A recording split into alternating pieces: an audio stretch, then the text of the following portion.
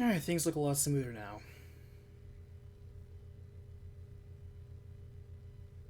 Just give everybody a minute to come back in. Whoever I didn't already lose.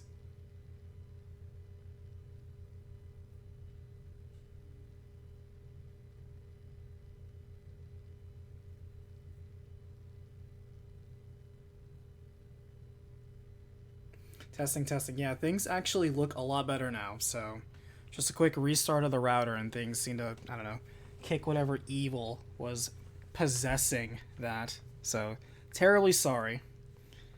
Yeah, the first one was just like, God, just terrible. So, second time's the charm. Thank you, all of you who decided to stick around and be patient. I appreciate you. Had to perform an exorcism. I don't know, it could just be time to replace it, honestly. But I'm getting ready to move, so it may not even matter. Just get to stick it out for a couple months. Hey, Melfina, how are you? Carl, how are you today? Jack Frost.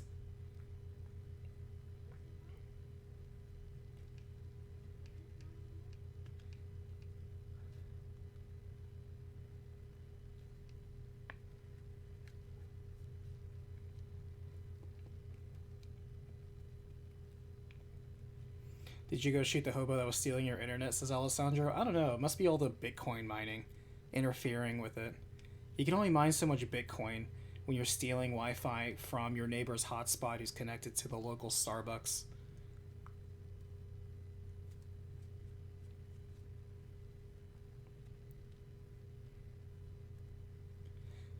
Random Dude says, will you be covering other Phantasy Star games? I don't have any intention to, only because I don't know how much of it can actually be covered.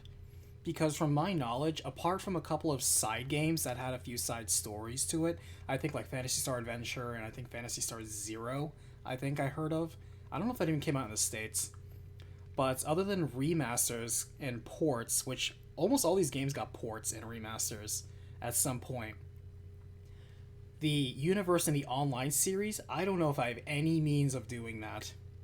I don't know how much of it's even still up, if all of it is, or how much of it's still even online, to be honest with you. So, for now, we're just going to do the classic and we'll go from there. But don't hold your breath on the other ones. Again, not super versed on Phantasy Star to know the state of the games afterwards. But we'll take a look. Nothing's off the table. Except the stuff that's not on the table. Anyway, let's go while the getting's good on this internet. Truly professional, as you can tell. Into a tyrant, allowing the planets to decline and decay while dabbling in dark magic, even bringing the dead to life. That's why I appreciate that 10 from earlier. I can pay the internet bill just a little bit longer. Young spaceport worker named Nero, who would be hunted down and killed by Lazarus. I also love that they're called robot cops. I don't know why, but just like it was that classic age like 70s, 80s sci-fi where things were very fantastical. I think it's important to also kind of remember that Phantasy Star, even now, is not so much sci-fi as it is sci-fantasy. It's not so much science fiction as it is science fantasy. And even here, there's like heavy influence from like mythology and creatures that you go up against. There's a lot of magic and swords and sorcery. You have wizards, you have Medusas, you have mazes, you have dragons, you know, but you have golems. The setup on this game, though, was very straightforward, as a lot of things were back in the day. You wake up, your brother, you know, gets shot in the dock for opposing the king that may or may not have gone into an evil cult and got a bunch of robot cops all over martially locking down the galaxy. Writes a letter of introduction for them as they rest, though they are set upon by a nightmarish succubus who devours them in their sleep. It was called a succubus. From the bizarre bad dream, they take the letter from the governor and seek out Noah, finding cases of outcast farmers. I thought this was cool, by the way. Very forward thinking. You don't really see that except for like Mega 10, where you have the option of speaking to the enemy and you would get different reactions. Sometimes the enemies would ignore you and fight, sometimes you couldn't understand them, sometimes you would get an item from them, sometimes they would run away, or sometimes they would just talk about something. Finding and repairing an abandoned robot named Hapsby, they secure a means to fly their new ship, the Luvino, as the robot also helpfully repairs an abandoned hovercraft. This was also cool too, just the simple notion, even back then, like the concept of the overworld map being so big that you needed vehicles. It really wasn't that big, but it's just in your imagination. A lot of this stuff required imagination. You need to use your imagination a lot. Some of these things, by the way, are like old school. There's no way in hell you would ever find this unless you examined every single tile on the map or you had a friend that had like a game guide. It was that kind of design philosophy. Boarding an ice digger, plowing through the I thought this was super cool. Like the ice digger just... This was also nice too. You see how a lot of enemies have animations? They weren't just static images? That in itself for 1987-88, that's very advanced. Even limited animation like that, because you didn't have a lot of memory back then.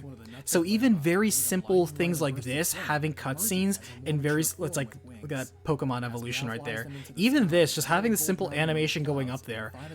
A lot of these scenarios require a lot of really good, not just imagination, but are kind of cool concepts that you kind of wish would be remade with today's technology for the ambition and imagination they had back then. And then Elastic just walks up and gets killed. It's like, hey guys, let me just walk up here with my special axe, my magic axe, and cut this guy down to size. And this is really good sprite art for back then too. Look at this, this was really impressive back then. Dark Falls, you know, lost in translation, whatever. I never played the remaster, so I kind of wonder how it cleaned up. Hey guys, I was just possessed. Oh man, what a thing. The throne is hers by right if she wants it. Accepting the Ascension, Alice is crowned Queen of the System as peace returns to the planets, and the names of the heroes are remembered for centuries to come. Kind of wish I gave her more than one portrait. It's interesting to see where the original series started compared to how the franchise is going now, but what do you think? Oh, and you may have noticed that a lot, I did like 1, 2, and 3 in the last couple of months, because I first did Phantasy Star 4, gosh, what was it, 2017, 2018? It was a request back when I took requests, because I was, you know, growing and hungry. And I haven't touched this series since, and over the past year and 2 years, I've wanted to go back and finish all my open series, you know, one at a time, no bullshit, let's just do it. That's why you've been seeing a lot of the series so far coming up, like Castlevania, even though I have a couple up left, Drakengard, Breath of Fire, Phantasy Star had its turn, you know, we're gonna knock them all out, you know, no longer waiting 2 or 3 years to see when I update a series. We're just gonna do the series and we're gonna move on. It's kind of the way I want to do things going forward, but I have a lot of backlog to catch up on. I'm sure a lot of you can relate.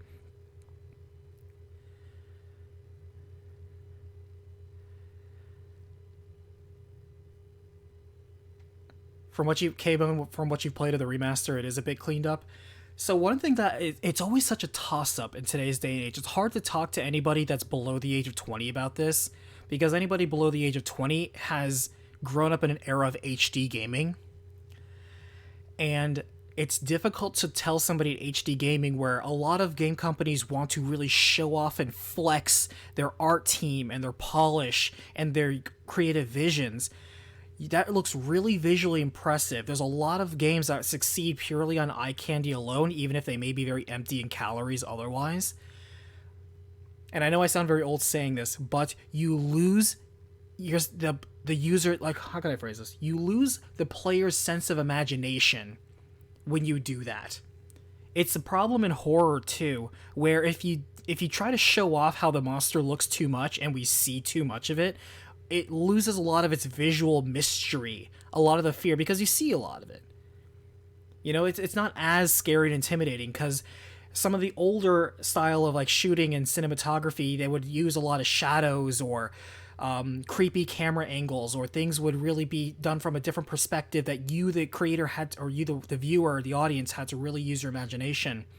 And from that, you would cultivate these visions. You would basically fill in something horrifying or something intriguing or something fantastical. It wouldn't just be presented before you with this really dazzling graphics. And while there's a lot of wonderful graphics these days for a lot of really cool art visions, in the games, especially the ones that try to be photorealistic, those are very boring visually for the most part, because a lot of those monsters are very whatever, like you've seen them anywhere. But when you have less, you have to produce more in your mind to really make it work. And in the mind of an active, like, kid or adolescent, you really did have a lot of that growing up, where you just had to like fill in a lot of imagination. So put yourself in 1987, where cutscenes are very rare. Games did barely even had save files back then. They expected you to play them all on one footing. The concept of sprites moving or having portraits or seeing the faces in higher detail of any of the people that wasn't just in the manual, that was very, very advanced back then. A lot of what you saw right here was very visually ambitious for the time, because this was 1987 was when Final Fantasy first came out, early in the year. And even take a look at Final Fantasy 1 to Phantasy Star 1. Phantasy Star 1, from a graphics perspective, beats the pants off Final Fantasy in terms of individual sprites, the concept of even animation, battle animations. It was absolutely more technically ambitious.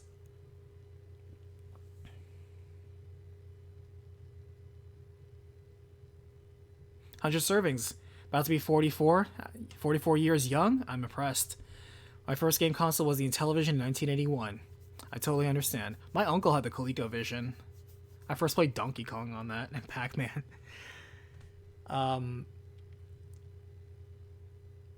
My dad first got an NES. He won it from a supermarket raffle. I'll always tell this story. That's the way I got into gaming. Is he won it in a supermarket raffle. And my first games were RC Pro-Am, Ice Hockey, Super Mario Bros. 2, and Zelda 2. Those are my very first video games. We also had a Commodore 64, but I was way too stupid to understand what the hell I was doing with it.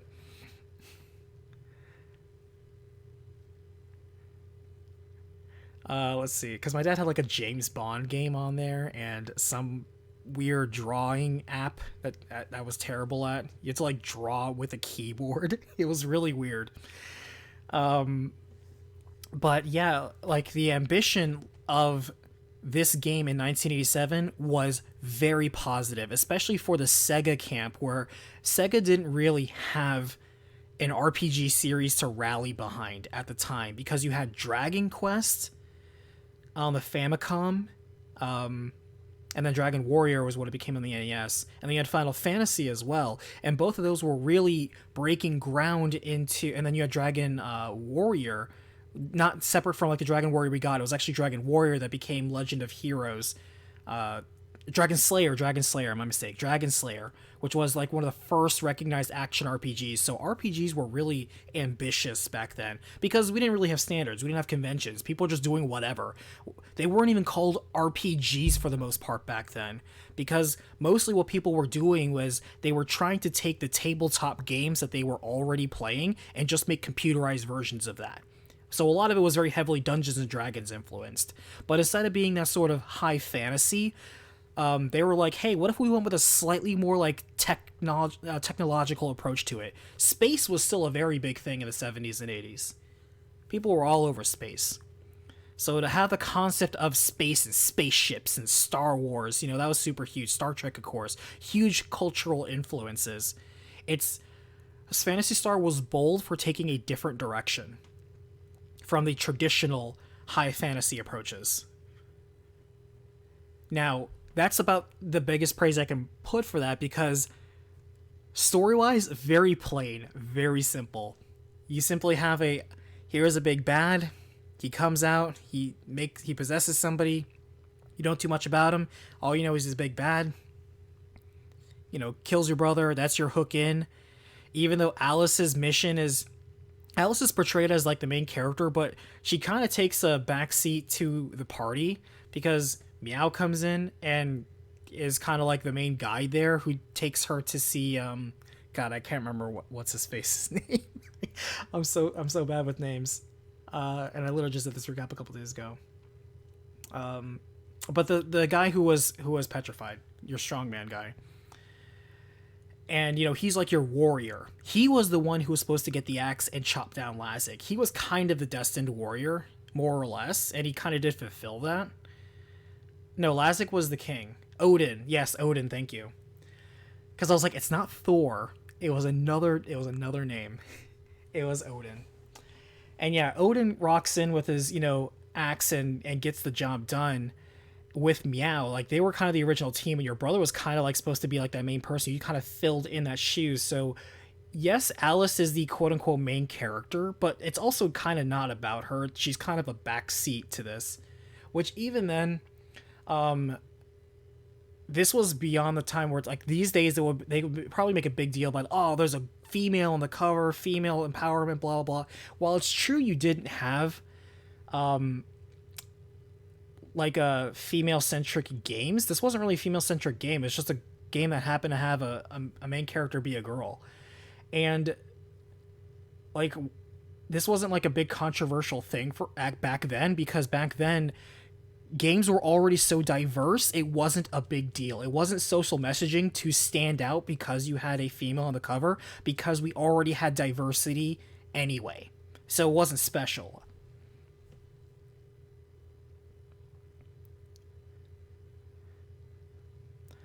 And the fact that I have to give +1 because I always like it, just even as novelty as it is that you had an animal as a party member, I still think to this day that's super cool. Like, if you have like a cat or a beast, not like, even though it's a talking one, it's not like just a humanoid. I think it's so cool that you have an animal as a party member. I still think it's cool and very uncommon even today. Today you just mostly have robots and dudes and girls and weird aliens, but you don't really have like a dog or a cat, even a space cat, even a winged space cat. Like, that's kind of cool. Not gonna lie, like, you get a point in my book just for that, because you don't see that enough. That's even today, you don't see that enough. If you ever like in an RPG and like your dog or your wolf or like your like your pet, it gets to be like an actual party member, like, that's super cool. That's always cool. And again, you had to lean on the imagination, because in order to have that sensation of being big, Phantasy Star was like, oh, you travel to different planets across a solar system, and you go in the little spaceship and you zoom off. And even though it's just another overworld map, that easily all could have been the same overworld map, just different terrains. In your imagination, you think it's a different planet, you think you're having the journey, and you're vibing with it. And that's what made it so special, is that it had that sense of scale while really not being that big. Just same thing for the 3D. Like, oh, look at these 3D. It's like, it's very immersive. It actually is. I kind of really wish the other 3 Phantasy Star games did this, was have first person dungeon, because a couple series that still did, like Etrian Odyssey or even the Mega 10 games back when they did that, there's the first person exploration. It really is immersive when you do it that way. And the fact that they were so ambitious to try to make it look like 3D without being 3D, very impressive. Very impressive technologically. And it helps you feel like you're actually there, dungeon delving, which was a big part of what they, RPGs did, because that was a big part of tabletop, was dungeon delving. The dungeons in this game were actually pretty good, because a lot of them would have, like, they didn't do the thing that always pisses me off. If you don't know what I'm talking about, I hate mazes. I always hate mazes, because a lazy maze in almost every instance is used to just pad out game time. It's just, here's a bunch of dead end hallways that just don't do anything. There's not treasure, there's not even a trap. It's just there to waste your time and make you get lost. And there's so many more interesting things you can do with this to make it feel more lived in, to make it more challenging than just, let's waste your time and let's draw out resources. Let's make it a pain to get from point A to point B. No, in this one, it felt like a dungeon with a very key difference, because yes, there are some twists and turns and dead ends, but a lot of times you would have trapped corridors, hidden walls, wandering monsters, even hidden encounters or hidden merchants or quest items that you'd have to be on the lookout for. There was purpose to a lot of these dungeons, and they were also incorporated into the world. It wasn't just, here's a random cave, go in there. It's, hey, this is the sewer system connecting this city to the next city. Hey, this is a lost tower that under disrepair of, rogue cyborgs we basically need to like explore the ruins of this, or hey, here's a city in the clouds and here's a bunch of mystical mutant monsters that haven't been seen for like centuries. So there was a lot of good theming behind a lot of this. And that's one of the reasons why I really think Phantasy Star started on such a strong foot that even now, that the fact that I played this for the first time in 2022, I can see, and it helps that I was, alive during that time playing games. I can put myself in that perspective of 1987, 1988, and really be like, wow, this is impressive. So I kind of get that. Character writing could have been a lot better because you just get a bunch of flat characters. You get the charismatic lead, you get the mascot pet, you got the big tough dude, and you got the wizard character who's a bratty know-it-all, who ironically ends up getting used in 2 more games, and I think has cameos in the other games too. So,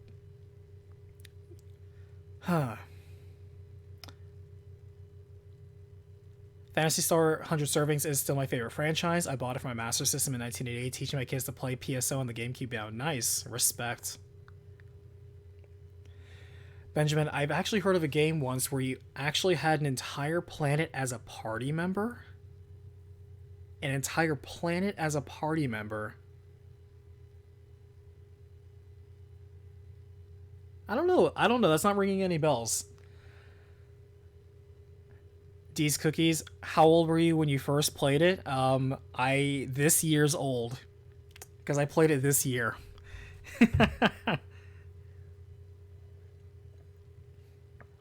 So if you know how old I am this year, you know how old I was when I first played this game.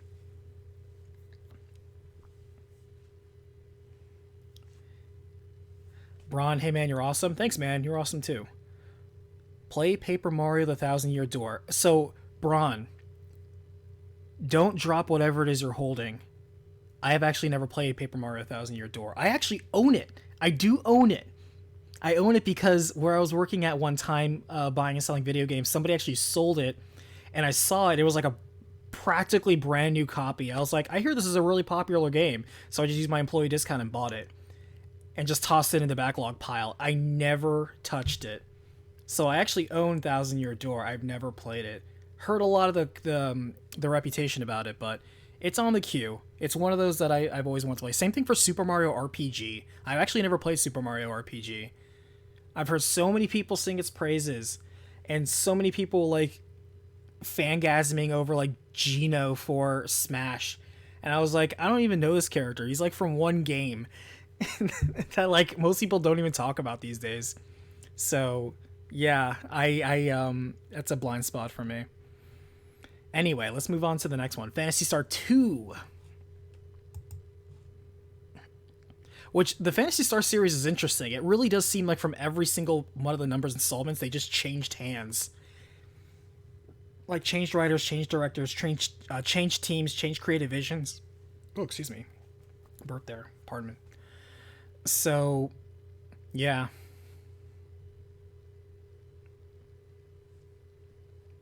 These cookies, you talking about why you have to use your imagination to fill in the blanks with these older games, I think it sums up why some of these older games have such fond memories. Oh, exactly. It's like when you read a book versus watching a movie adaptation. I always tell people, be careful whenever you watch the adaptation of like a book series you really liked, because you will never like the casting. You may like what they've done with it, but they will never be perfect, because when you're reading a book, based on how well the author described things and painted an image in your mind, whatever you thought that character looked like, whatever you thought they sounded like, your brain came up with the perfect casting, which means reality can only disappoint you. So be careful with that. That's that reality check. Bradley, it's the case of less is more with these kinds of games. Exactly. 100%. Jeff, I'm kind of disappointed that the newer Phantasy Star series don't really reference lore to the classics.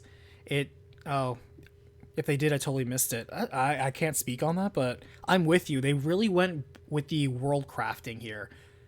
And seeing how they, not recycled, but they set apart each game by a millennium, which is kind of clever because it's the same quote-unquote world, but you could do different things with it. I think that was very smart. That was a nice get-out-of-jail-free writing card. To be like, hey, it's the same world, just not the exact same time and era. So all the characters you knew of died centuries ago, and the world's moved on. All right, let's jump into PS2. Released by Sega in 1989 on the Sega Genesis, 1989 Phantasy Star 2 would be a sci-fi focused sequel to the first game. Written and directed by Chieko Aoki, the game would be the largest game to fit on a video game console at the time with a 6 megabit cartridge. 6 megabit cartridge, baby. We're big balling with the memory now. It's the year 1284 as nearly a millennium has passed. So the overworld looks better. The title screen looks really nice. But I agree with a lot of people. They took a step down in the art direction. I don't know why. Those very impressive character portraits and cutscenes we got, the art style just kind of took a step back. As we now see a young man named Rolf suffering from dreams of Alice's legendary battle against Dark. Like, this is as much reference to the end that you get. And like, you get these cutscenes, which are okay, but they're just not as visually. Like, look at these portraits. These do not hold a candle to somehow Phantasy Star 1 2 years earlier. Why? Why did we take a step back? These look very, I don't know, like, I don't want to say comic booky, but they look very plain. Lower detail, less impressive. They obviously lean more on like an anime style, more than like the sort of portrait, realistic sort of style that was in the first game, but man, like, these are generic anime characters. You cannot tell me otherwise. Generic guy with a sword with blue hair. Can you get any more anime than that? Space cat girl. Can you get any more anime than that? Blonde-haired soldier man. Also, I hated this UI. This UI was ugly. I did not like this UI, where you had boxes stacked on top of boxes, stacked on top of boxes. And look at these sprites. These sprites they look just as low detail, but somehow like fatter and wider. This, however, the in-game cutscene like this, the shock open, look at that. Blood, body on the ground, straight up murdered. And then dude kills himself. You're like, what? And they're like, yeah, this ain't a kid's game. Get out of here. Amy Sage, who wishes to assist them in solving the biomonster problem. Adding her to the team, they also alternated, I guess, based on translations between biomonsters and mutants. So I didn't like how they wanted to really be like, hey, look at our cool 6 megabit, storage capacity. We can have layers now. Look at these foreground and background. The dungeons went to very boring mazes. Yes, we have some floor hazards. Boring design. Boring layout. Such a step back. They do a lot of lore building though here. I really like that. It kind of makes it feel cinematic, and I get that's what they were going for, where these feels like panels off a page, like a graphic novel, or you're watching a movie. This is where they try to lean into that cinematic thing, where it's like, hey, let's have a lot of the mystery and the intrigue. The story writing is a lot more in depth here, which I do appreciate. One thing I think is comical in Phantasy Star 2 is that you don't recruit anybody in this game. They all just show up at your front door. So in order to get your new character, you have to go home, and then like the new person would knock on your door. Be like, hey, what's up? I hear you're out killing some biomutants. I'm in on that. Where it's like, hey, I hear you deal with a lot of broken tech. I love that shit. Let me join your party. And you're like, what? Along the way, they learn of curious decrees by Mother Brain, such as forbidding people from entering the ocean. But the whole theming about Mother Brain and the setup on that, very good sci-fi writing. The whole concept of this AI, this Big Brother, this Fahrenheit 451, this sort of like controlled society that we already trust in the hands of this AI that we do not see, and everybody just kind of takes on good faith because everybody's kind of taken care of. There's no issues. You could really make a lot of it really could be an allegory that could be used today. She explained she was a biosystems experiment combining human. Look at the sprite for Nate. That's just the sprites took a step back. However, she escaped while stealing DNA data for other. And look how much of the map is covered up and just clutter. It doesn't look visually good. She then adds there was another Nate within her trying to stop her, declaring her to be the Nate they travel with as a friend, adding that she also secretly despises everyone. Nate confesses she. The cover art of the game is so contrastingly different to the actual. Oh, that's another thing too. The cover. If you look at the cover art for these games, Man, it's like some cool shit. Monsters, Nate battles and defeats her on her own. This, by the way, is a battle you can actually lose. Share the same life force. It doesn't matter if you win or lose, she dies, because when you kill one, you kill the other. They really could have built this up a little bit more. But hey, you want to talk about permanent party member death? Eat your heart out, Final Fantasy. Doing it before Final Fantasy did. Burying your party member.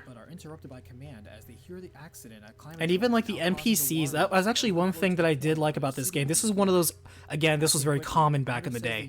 The way you learned what to do and where you had to go is you had to talk to literally every single NPC in the world.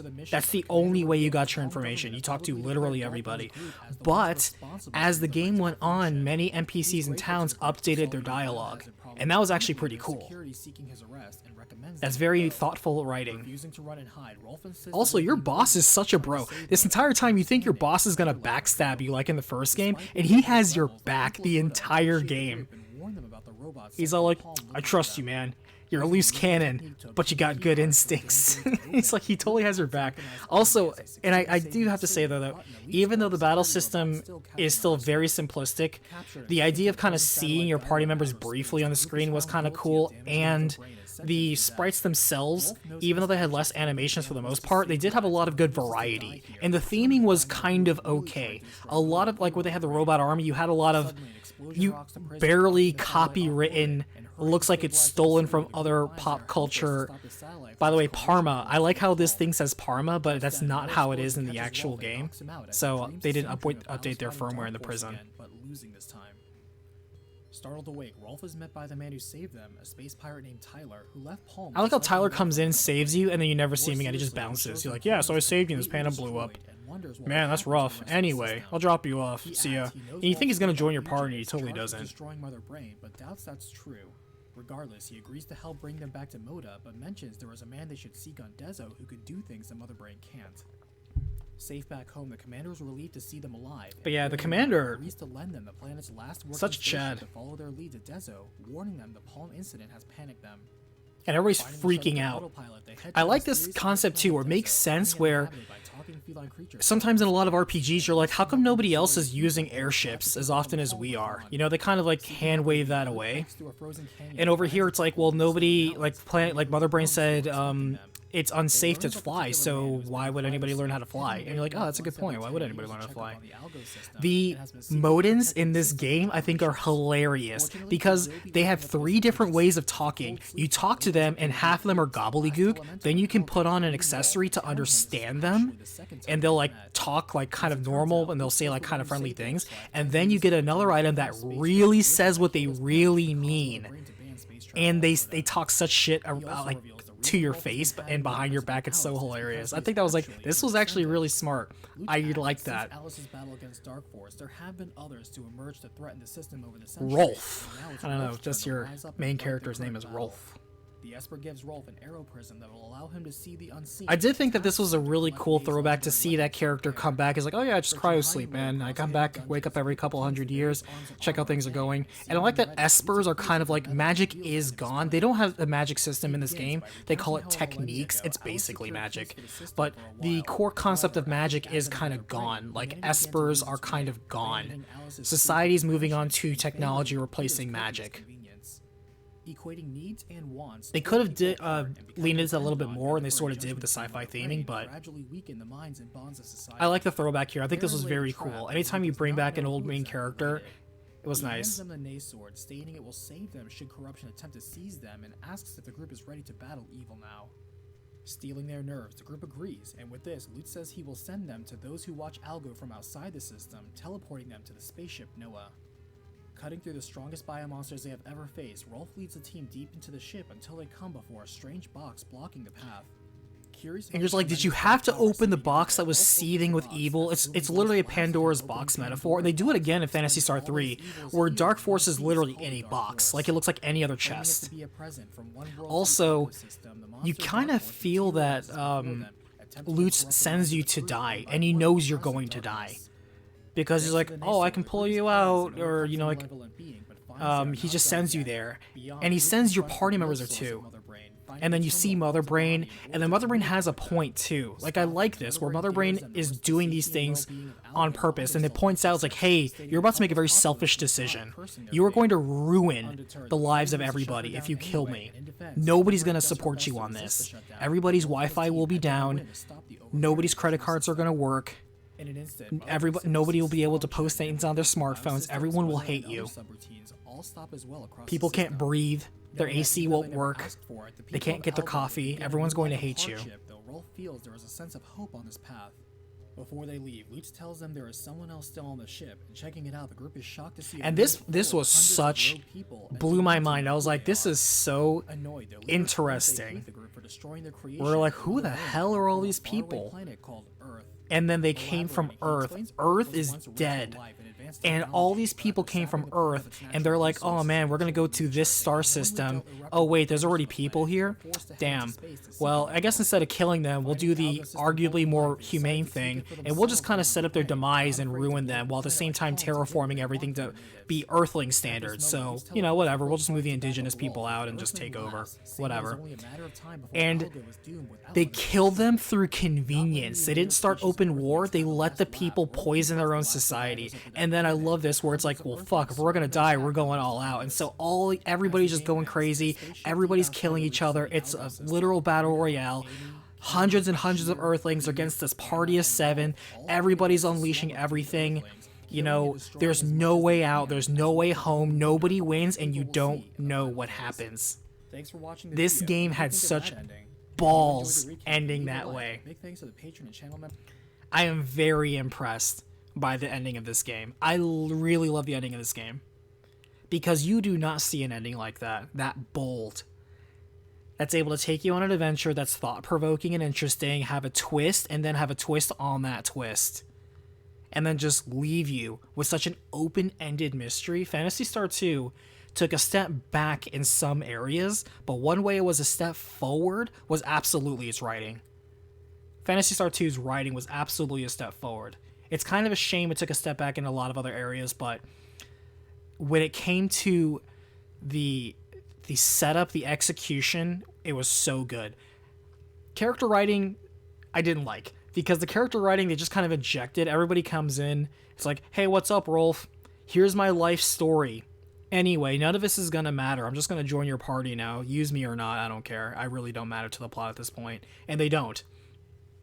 But the fact that they killed off a party character that you swear was gonna be like the main love interest, she, you know, was gonna be there to the very end, have his back, you know, all that stuff, super important, dies in like the second act of this game.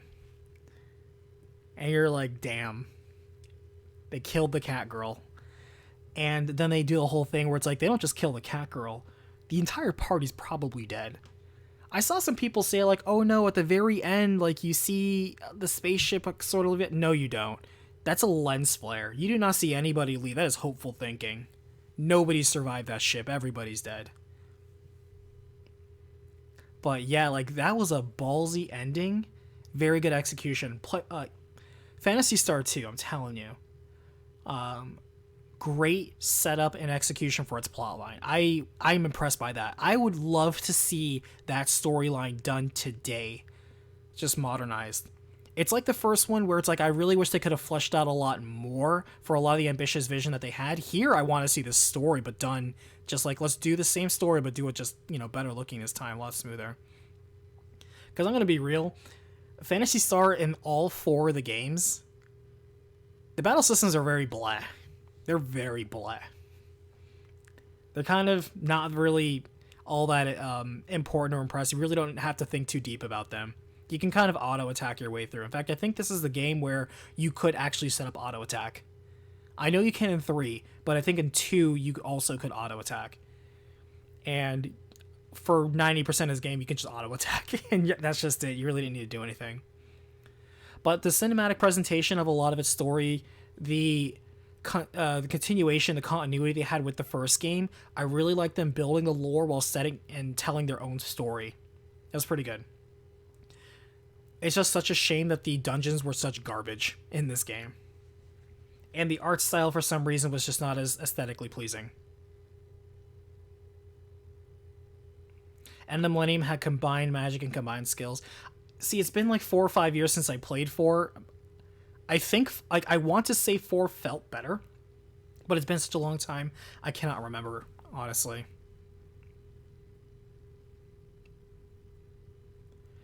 But Wesley, it's a shame that some games cannot take many risks like this back in the day. That was one of the privileges back then. Is in the 80s and 90s, there were wild times because there was no ratings boards, no worry about international sales, no expectations, so people could just go wild, and people did.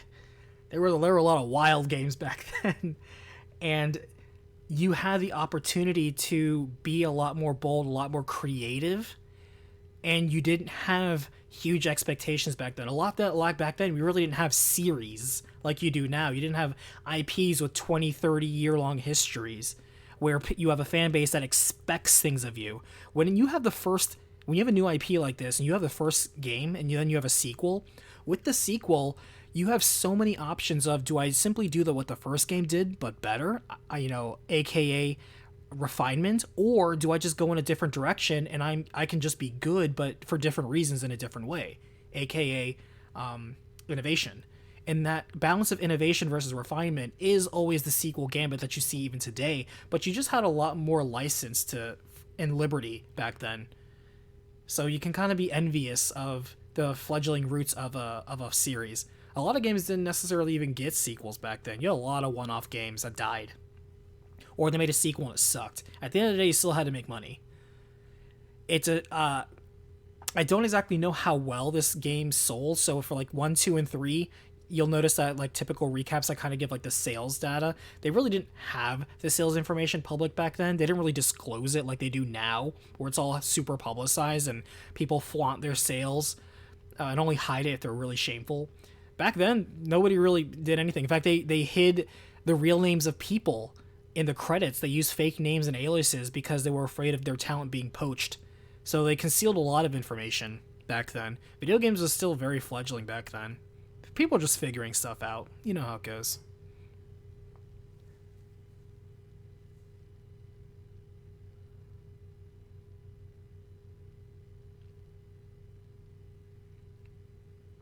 But PS2, yeah, like I said, we got some good, we got some needs improvement. So we're going to do what we just this past week, a couple days ago, I just put out Phantasy Star 3. If you are a member of the channel or a patron subscriber, first off, thank you very much for your support. I do appreciate you. Second, I'm still writing my thoughts on the deep cut, so this is kind of going to be a preview of what I'm going to say and think, because I haven't even put out that video yet for my final thoughts. So I'm probably going to be repeating a lot of what I say there from here, so just keep that in mind. I guess you could say this is a raw, uncut first draft. But in Phantasy Star 3, the way it plays is like a choose-your-own adventure. You have multiple routes. You have the setup, the first chapter, and it splits off into 2 paths, and each of those 2 paths split off into 2 more paths, creating 4 possible endings. And I purposefully was going to skip over that game because none of those are like one ending is like very much could be canon, and another one's like very much could be possible and fits in with the lore, and the other 2 are just kind of whatever. And because there was no official ending, it was just about like the path and the journey you chose. That was the point of it, was that replayability and its sort of separate nature of the game. I wasn't even going to do Phantasy Star 3, or if I did, I was going to kind of do it all in one kind of video. That's it. But then the suggestion came to me from Fatal on Discord. I was discussing it, and he suggested kind of, I put my idea for like, if I do it, I'm going to do it like this. And he's like, well, why don't you do it like where the audience can kind of choose the path that they do? I'm like, damn, that's actually a good idea. And so absolutely took it and made it, and I think a lot of people had fun with it. And I will not, outside of this video, make all of the endings immediately, because lots of people are like, hey, there's a playlist for all the endings. I'm not going to do that. The game wanted you to go through those routes. I'm going to kind of respect the creator's intent and make you go through those routes too. Come on, it's only like 3 or 4 minutes on each one. It's not that big of a deal. So I think it turned out pretty well. So thanks, Fatal, but, pat myself on the back. I think I did a pretty good job with that. Also, completely coincidental, the way YouTube aligns its video suggestions happened to be the exact height underneath the portrait of the lady that you wanted to marry. So it kind of ended up formatting perfectly, and that was completely unintentional. Caspian turned out pretty well, thank you. Hope you enjoyed it. Phantasy Star 2 was the only RPG on the Genesis for a while, so it's like the only RPG period? Like at all?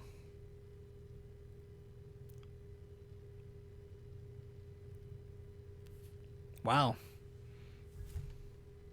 That's pretty brutal, Sega. Only one RPG series? Man. It's funny, when you see the anniversary of Sega, occasionally you'll see them actually throw, like, Nay out there. Or not Nay, but Mew. Well, I guess it's part of Nay. So anyway, what we're going to do is we are going to watch the, watch all the videos sort of in order, so it's not going to flow, really. But, you know, you'll see one after another. And the reason why you're going to see one after the other is you can kind of compare, especially the endings, how incredibly similar a couple of them are. Because, yeah, we'll save it for later. Let's watch it. Gene, yeah, for a while, Phantasy Star 2 was the only true RPG. Man. What a drought. And go figure, Sega bought Atlas, and look at all the RPGs they have under their belt now. Crazy. Released by Sega in 1990 on the Sega Genesis, Phantasy Star 3 Generations of Doom would be the third game in the franchise, but a far-removed sequel to the first two games. Written and directed by Hiroto Seiki and Yang Wa. By the way, I like this opening theme. I think it's probably my favorite of the four. Characters whose lineage is guided by I like this rendition. Also, I like the glossy logo. Larger from here, so let's cut it down to size with the I've heard negative things about Phantasy Star 3. People, like, I don't know, for some reason seemed very divisive on this when I was doing research on it. It seemed very love or hate. One thing I could definitely say, the improvement on the visuals. We're back to those, like, wow, this looks really nice for art. And look, we got animation in the scene as well. It's not just a still. In the present, outside of the city of Landon, a young woman washes up on the shore with total some of the scenes, that is. Like, the portraits still are very much goofy, cartoony, but some of these scenes look very good. Like, these portraits look okay. Look how angry Reese is. Or where she's from. However, right when they are exchanging, Maya's all like, "Oh, I love you," even though I literally have no emotional baggage, and I only know you for 2 months. And Reese is like, "No emotional baggage? Hell, I'm gonna put a ring on that." Declares war on Laya, resolving to march his army and crush them personally. The king talks him down, reminding him these overworld sprites actually look pretty darn good. You can really see the definition between, like, the body, the face, the armor. This actually looks pretty good.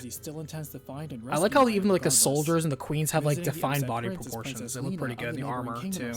Who was betrothed to Reese until he met Maya. Still sympathizing. So they do the same thing where all these quote-unquote dungeons are like mazes, and they're just there to pad out game time as well as random encounters. Sucks, but at least it takes up less real estate than PS2, so it's an improvement. I like what this eventually ended up being, where Mew and Ren end up kind of like when you get them later, they have their levels from previous, and so you feel like they're just like hand-me-down cyborg, sure, but the mysterious stranger simply surrenders the gem and mentions how he is aware of the prince's journey but departs for business elsewhere. As it turns out, the gem is a key to releasing the seal on a cave in their path. I thought this setup for the first part was really smart, where it's like, oh, like the passage between worlds. So when they said we're in a different world, I'm like, I just kind of walked through a portal, I guess? And that's what they really want you to think. Also, back in the day of having big-ass empty box rooms, that was your indoors, just huge open spaces and nothing in them. Who was also a combat specialist built to serve Iraqian forces as he is recruited into the group. They also encounter another Mew-type cyborg wandering the desert. And the foreshadowing this was super cool, like the whole Generations thing was a smart idea. Fire Emblem did that as well, but Phantasy Star, I think, did it earlier. Leaving her be, Reese continues on, running into Lyle again, who how many times, for anybody who is listening to this and not watching it, did you think I said lion and meant like lion like an animal? It's like in the beginning where it's like the king says nobody's ever seen a lion for 1,000 years. I'm like, nobody's ever seen a like the cat like a lion? feel like nobody's seen a lion creature for 1,000 years? What? To battle the nearby lion city of Shusoren with their magic and monsters. Benjamin, I can't be certain. I think they're actually more like androids and cyborgs. The game calls them cyborgs, so I call them cyborgs. Steadily losing against lion might. Using an underground tunnel to they are sneak technically Shusoren, androids, Reese like is the way shocked to we see understand Lena androids and wondering how that can cyborgs, be, and Lyle but the obviously game found calls her, them telling Reese cyborgs. to fight for her I as don't he know. steps I didn't ahead build and them. challenges the You'll have group to ask test their Arakio on strength. that. The group defeats Lyle in a duel as he rejoins their ranks, saying he'll explain his reasons later if things work out. Lena recognizes Reese's strength as well, telling him she's actually working with They're Lyle, called who is the robots in prince of Japan? Well, Shusoren, to put her that's moonstone even and worse. his moon tear gems into the Yeah, satellite they control actually are system more in like Iridia robots, in come to order think of it. reposition the moon. Yeah, And this also was still ties back in the day enough where to it's like reveal the a translator symbol is out just to the what you city of got. Syl, where A Maya lot of actually stuff is was being lost in held. translation. Despite Lyle being lion, they all work together on Lena's plans, succeeding Lyle in moving being the purple lion. moon Lyle Dahlia was a and marching to lion Syl, where they lion. learned Maya was actually their princess What a all tongue along. twister. Though openly hostile to the Iraqians and rejecting a lion-Iraqi Lion, marriage, lion, the the citizens lion. claim they follow Lion, Lyle's Lyle, last the words of lion. kill no living thing, and so do not attack them. However, as Reese enters Syl Castle, he finds So her I like a sheltered by lot of the father, background music they king, use who for makes like the exception to battle and rule things like openly that, but here's the attacks thing, group to these cancel the battle loops marriage. were like 30 The seconds. prince defeats the king and spares his life. Not as that the a lot king of these reveals battles, Lyle except for the is boss Maya's battles, cousin and were acknowledges particularly the prince long, too. but I'm like, oh As my the god, victor, like Reese these are now such has a short choice: loops. marry his daughter Maya Please, and you become should. the king of No Syl, offense, but you or could have hired a marry his better former composer. fiancée Lena and become the king of the United Iraqian kingdoms of Landon and Satera. So, what do you want Reese to do? If you want Reese to defy centuries of Lion and Iraqian feuding, renounce his homeland, and marry his girlfriend of 2 months, then choose the Maya route to the left. If you want to be a If you wish cuck. him to observe tradition and duty and marry him to his longtime ally and original fiancée of Lena, then choose her route to the right. By the way, Release my sec- currently, let's check the exact numbers. Hold on, checking on my phone real fast. Based on the choices you guys have made so far.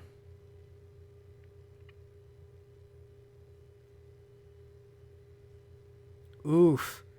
Maya is 30% more popular than Lena. What, do you guys go for the blue hair? Like, why is Maya so much more popular than Lena?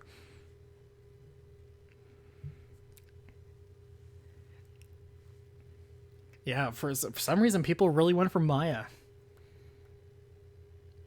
Even though Lena's the one who had your back, and she was originally betrothed, and she's the one who's like, hey, I get that you're, like, literally completely absconding your throne, starting war, and you dump me for this chick you just met 2 months ago, but I'll still help you out and release you from jail and help fight your stupid battle. She was like, damn. It's like, what? Reese, really? You don't see what's... Oh my god, Reese. Whatever. But let's check out the Myra. I did like the amount of setup, though, that was in there. Like, they leave a lot of questions unanswered, and there's a lot of stuff that I can only imagine you being frustrated for the first time playing. Like, I'm imagining myself, where it's like, how come I can't talk to this person, recruit this thing, or what's the purpose of this building? I can't go to the sunken temple? I don't get it. How am I supposed to do it? And I'll probably not progress until I try figuring it out, until realizing that you cannot do it as Reese. That would just drive me crazy. But, very cool.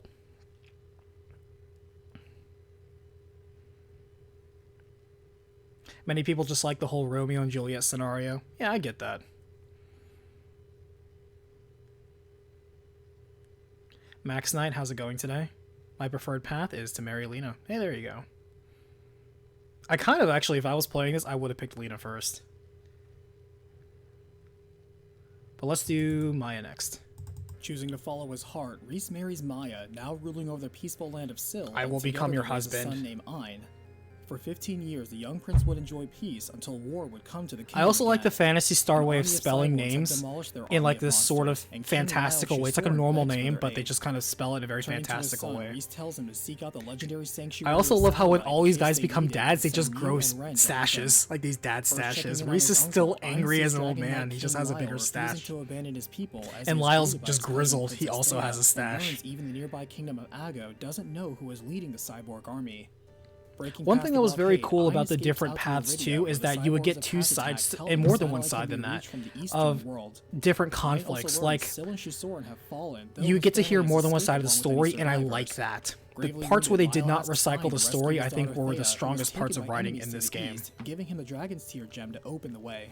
They also Past the 100% Blue Water Gate, the recycle group these emerges in overworld the world of sprites. Dragonia, and here are the island of Tekna. Like they They just have more colored information on the Lyle's satellite. sprite with blue They hair. also catch word of a captured princess in Lenzel Castle, quickly moving to storm the keep and rescue Thea, who says she has the twins Ruby and needs It was to the see her 80s, father you know? immediately. You're right, Jeff. It was the 80s. Returning, Lyle is indebted to Ein, explaining that Ruby can be used to open a way to Landon, just had to be his there. hometown, though on his way there he is halted by Sari, daughter of Lena and ruler of Landon. They fight over a power topaz, likely needed for I like how escape, Sari and kind of though like she loses, the she way I would only lets them describe her borrow it face by is also traveling she's with looking them at you for in now. disgust. Returning Like to she's looking Dragonia, down on they you. find a dragon who offers to fly them to Tekna. What's up, and it kids? You turns out going the for a dragon is ride? Actually, his uncle Lyle, who secretly has been able to. It's like, don't shapeshift tell your into one. father that I stole He away also my admits he was the cousin. one who used this power I to was like, steal away are we Maya supposed to years infer ago, something but from asks that? his I don't nephew know. to keep this secret between them. Bidding farewell, Lyle had used the last of his strength to help Lyle his bid daughter as farewell he to dies, Thea, the and group then enters he Tekna died. to learn the army of cyborgs I love are the coming to presentation of this satellite game. itself. And then What he more, died. Satellite's real name is Azura, and the story that it's a peaceful sanctuary is just a I like fictitious this myth. mini setup too, Within the where group it's like learns you need to achievement go in out the and world, seek boarding a this shuttle legendary that takes them out sanctuary. into Our space. kingdom's about to They be see for destroyed. themselves they have And not then been this part traveling was from super world to cool. world, so much Oh, as you passing thought you were through going different sections of a planets? massive No. space station Every composed of planet you multiple thought you massive were on was biodomes. actually just a This cross means section that of for a centuries, giant the Lion spaceship Iraqi slash war space has just been station. a civil war of the denizens sharing the Everybody, same this spaceship. entire This giant multi-millennial spaceship, called conflict Alyssa has 3, just was been built by between their two ancestors feuding as the lands shuttle then takes them sharing to the the same moon of space Azura. station, and nobody Within, they knew. meet a I think red-type that's so cyborg named clever. Siren, who was still I thought loyal that to was really Arachia, cool. and despite being trapped in And then the whole Sylvia by twist where Lyle Satellite, during it's the like war, actually whose turns out managed to Satellite is the return. entire Thanks to the moon's leader orbit, of the finally people putting who him were just the close remnants of enough the so he was last able to war finish his coming in to 1,000 wipe year out overdue everybody. revenge on the Lions by successfully wiping them out.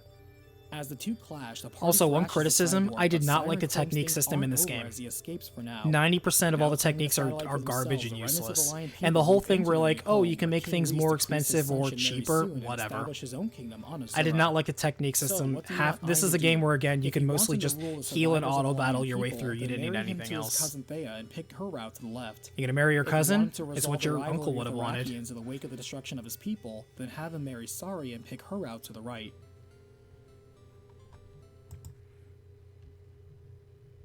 It's not changing their cost. I could have sworn it changed their cost as well. I could have sworn it made things more expensive and cheaper.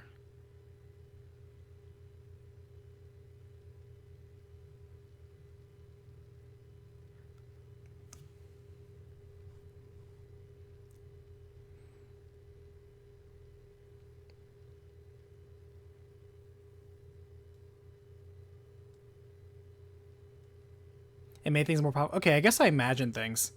But the whole thing of making things stronger and weaker at the cost of it, I get the idea behind it. I just really didn't get behind it because a lot of things weren't that useful to begin with. Some of the status effects just didn't work or were useless. Buffing was kind of like a useless thing to do for the most part. The multi-attack areas where you're better off, like you're stronger just doing normal attacks. Sometimes if like in a boss battle you wanted to clear out a row of like scrub enemies, it was useful, but meh.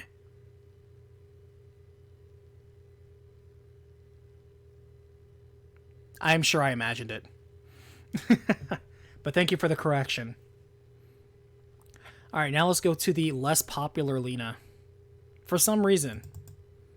Though he's glad to have rescued Maya, Reese rekindles his old love and marries Lena, uniting both of their kingdoms and leading a time of peace as well as raising a son named Niall. But that's what I like. But I'm talking to people who know these games cold. Doesn't matter how many decades ago they played this. I'm always impressed. I can never enjoy that luxury. I'm always envious of people who be like, nope, actually this was 1 TP, 5 TP, 3 TP. Like I remember these spells like the back of my hand. I am very impressed. I can never invest that much into any particular game because I always have to dump that knowledge and jump into another series. This was the one time they actually changed the environment. They never changed the environments for any of the castles except for this route where they blew up a city, and I was so glad. I was like, oh my god, they didn't recycle it. The king is not sure if this was a good move in retrospect. Agreeing. This was also cool too, where it's like, this seemed like a good idea, let's do this, and the king's like, actually I think what we're doing is not good. This might be a war crime. I think we I She think we goes on really ahead to kicked try like and the stop bee's them nest here. herself as the group And I visits like the how rebel we hideout, never who are see also that except for this opposing route. Loon, and the leader All the Ryan other is routes upset are the like, party yeah, they helped took free a lair and, an image of Loon you know, himself Loon interrupts lost the his shit and bickering, burned the declaring city himself down. the Emperor Demon, What a and bastard. focusing on the bigger But then picture, we see the Ryan other opts to side. join And then the we group see to fight Ryan Loon, over who here. upgrades Ren with new Ryan parts is that will only enable in him this to travel route. into a submarine. And it's The like, rebels also share that Loon is looking for it's interesting that he's such a unique character. I was kind of hoping more routes would get that where you get unique people on your team, since the major war. and you kind of Heading don't. to Iridia now, they discover a cavern filled with caretakers who have watched over Laya's younger sister, also named Laya, for over 1,000 Like, also, years, is he wearing a kept alive poncho in or a really cryosleep since big the green war shirt? ended. I don't Waking know her up, Laya says her older sister Ryan. left with a man with a black sword, wishing to learn the truth and joining the group. Traveling to Frigidia, they make it to the Castle of Silence, Maistok, where they will be tested for Laya's treasure, her pendant. As Laya picks it up, she hears the voice of her sister speak out from Bruticus it, gets revealing worse that with both age, Arachio seems like, and have her trouble realized retaining new after knowledge. years of Well, fighting mine's that the they were both opposite. being deceived. An With every outside entity recap, from I have to eons ago quickly was using learn to the satisfy world, its the hunger for pain lore, and suffering, the and mechanics, upon the learning this, they characters, teamed up the to plot fight the line, ancient evil the together. theming, you know, Upon the learning story, truth of of Laya, course. the group learns the Put it truth all of out their there, world, organize it, boarding a shuttle that set takes it, them out of record it, space. print They it, see for post it, themselves and they then have not been flush traveling from all world of to it. world, so much as passing Because I through have to sections do of a that massive now space for a station different composed world, of different multiple massive characters, different biodomes. mechanics. I This means that for can't centuries, retain the that Lion old and stuff Iraqi war because has just been it a will civil bleed war into the new for denizens stuff, and sharing the I've same made mistakes spaceship. like that where I This will giant think I'm talking spaceship about called one game, Illicit 3 but I'm actually was talking built about by another their game I only ancestors, played a the couple weeks survivors of ago. the planet Palm that I have to was very destroyed by quickly Dark acquire Wars and then as the shuttle then flush takes them to the purple information, moon of and it Dahlia. messes with my memory, Finding I Loon's tell base, you. they land and confront the general, who was not pleased to see them. He reveals I love Arachio the banished him to this moon during the fabulous war and 80s since then hair his that mind is Loon tied in has. cryogenic sleep and has been eager to start a campaign of revenge. And As the his two space clash, Niall defeats boomerang. Loon, but does not kill I also him, love that he much has to his big surprise. shoulders. That's very After 80s. Loon sees Laya's pendant on her younger sister and hears that Niall is the one who rescued Alaire, the general now surrenders and recalls his armies. Letting go of the past, Loon thanks Niall and jabs at both his sister Alaire And I like this Niall, ending wish too, to where it's marry like, them, recognizing he- that's a tough choice. He's like, oh man, like So I what know do I was you going want Niall to crazy. do? Either time-displaced maiden would unite the Iraqian and Lion House. He's like, you know what, I realized the error of my ways, and damn, man, like I really don't know what I'm fighting for anymore. I'm just gonna stop. And we're like, hey, you're gonna stop? Well, I guess we're cool. It's like, yeah, we're cool. Anyway, you want to marry my sister? And he's like, what? You could see Loon as part of a glam rock band. And look at his sister. You can also see her as like part of a glam rock. Mad respect. It is crazy though that your option right now is marry one 1,000-year-old chick or marry the other 1,000-year-old chick. It's like, these are my options. Hey, you know what? At least I get to rule a moon. I get a moon kingdom.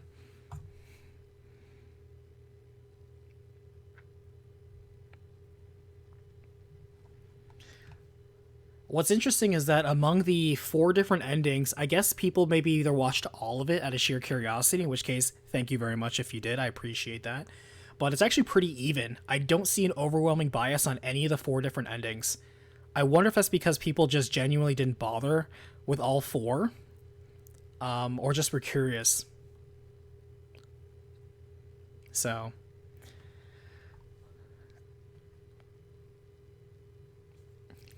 Gene, I guess your character was just into older women, just much older. I mean, hey, he has a type, you know?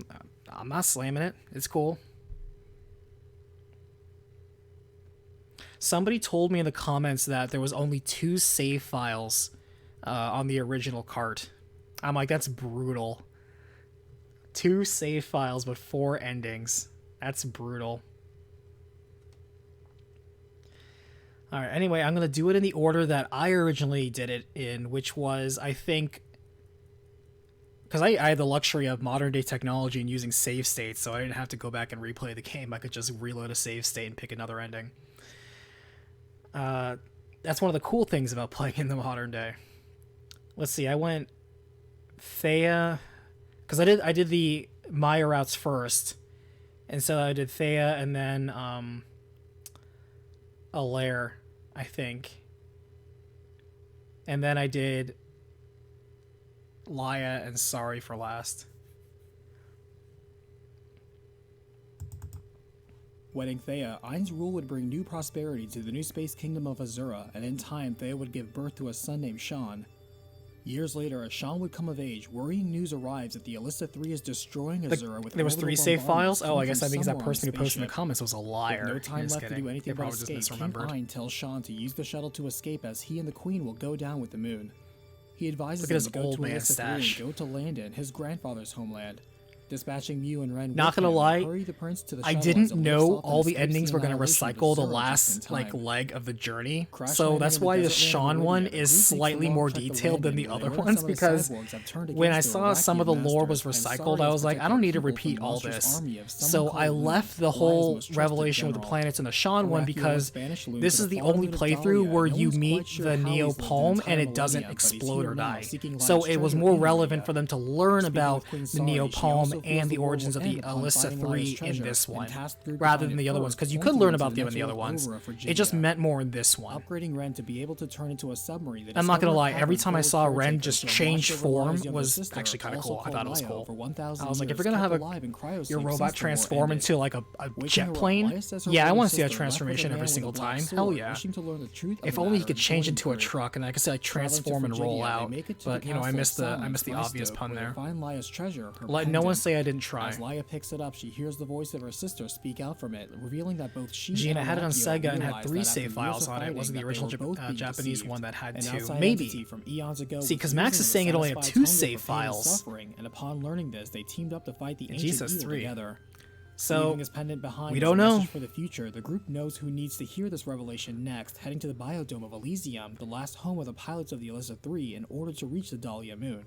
They also learn the beam that destroyed Azura likely came from the forsaken biodome of Terminus. Taking a shuttle to the purple moon now, Nobody goes to confront Terminus. Luna, That's the only to bad find side him of the weak and tracks. depressed. He reveals Arachio And this banished is him to interesting moon because during without the war, and perspective since of then what we has saw bided his Luna time in earlier, cryogenic if you sleep, never met and while Luna he at this started a point, campaign of you're just revenge, like, he now you run regrets up the there, trouble you he's go caused. to Dahlia, His you're ready to sister, kill Alaire, this who has guy, been in and he's cryosleep, like, elaborates man, that Luna only destroyed Satera in I his done anger fucked at her up. getting kidnapped by Iraqians It's like, upon oh her damn, awakening. I However, messed they up. I both just regret their burned down a actions, and also city. point out Oh they are man, not the ones my behind the sister's monster okay, army. and To what make am I gonna amends, Luna's say? daughter What am I gonna Kara joins the do? I party feel so in place of her bad. father, leading them to new parts to enable Ren to turn into a jet plane.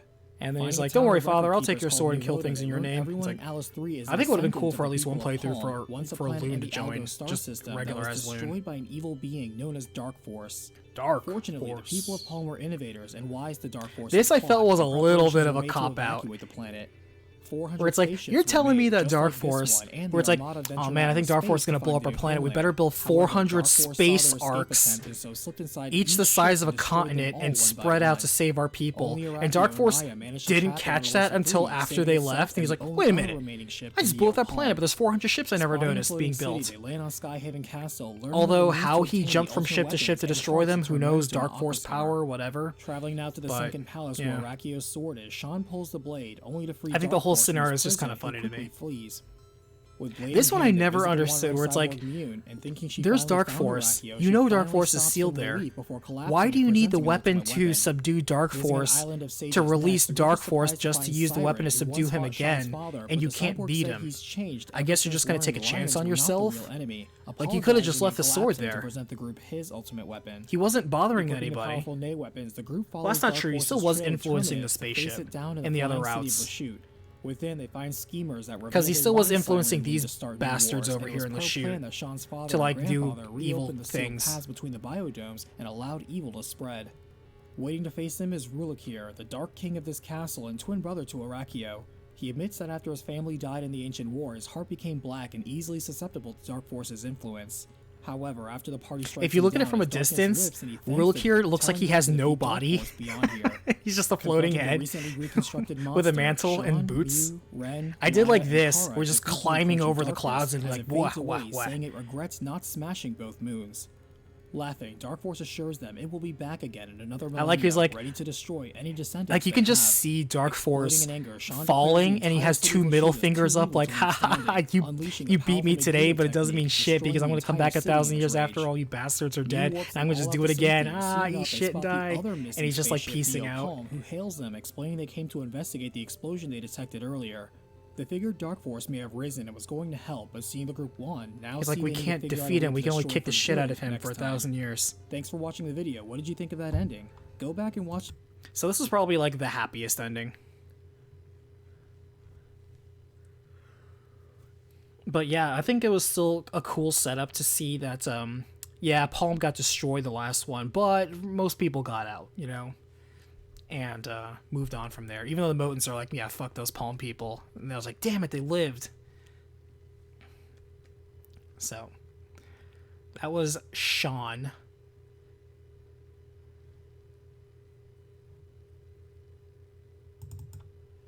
Marrying the younger sister of Lune, Nile conquers centuries of hate with love as they bring both the Iraqian and I guess I Lion did Thea, then conflict to Sorry, an and end. then Alair, and then Nile Laya. would be declared Whatever. king of the Moon Dahlia, and together they would raise a son I am named Moon Aaron, as King Lune would also Nile. marry and I raise don't a know if daughter it was named Kara. Nile or Neil. However, after 18 It could have been years, the Neil, long just peace would spelled a soon come weird to way an because end that's as the what other people of names in this game Dahlia have would been, but witness the arrival I of didn't a second trust that, spaceship so I just went like with the Alyssa Nile. 3.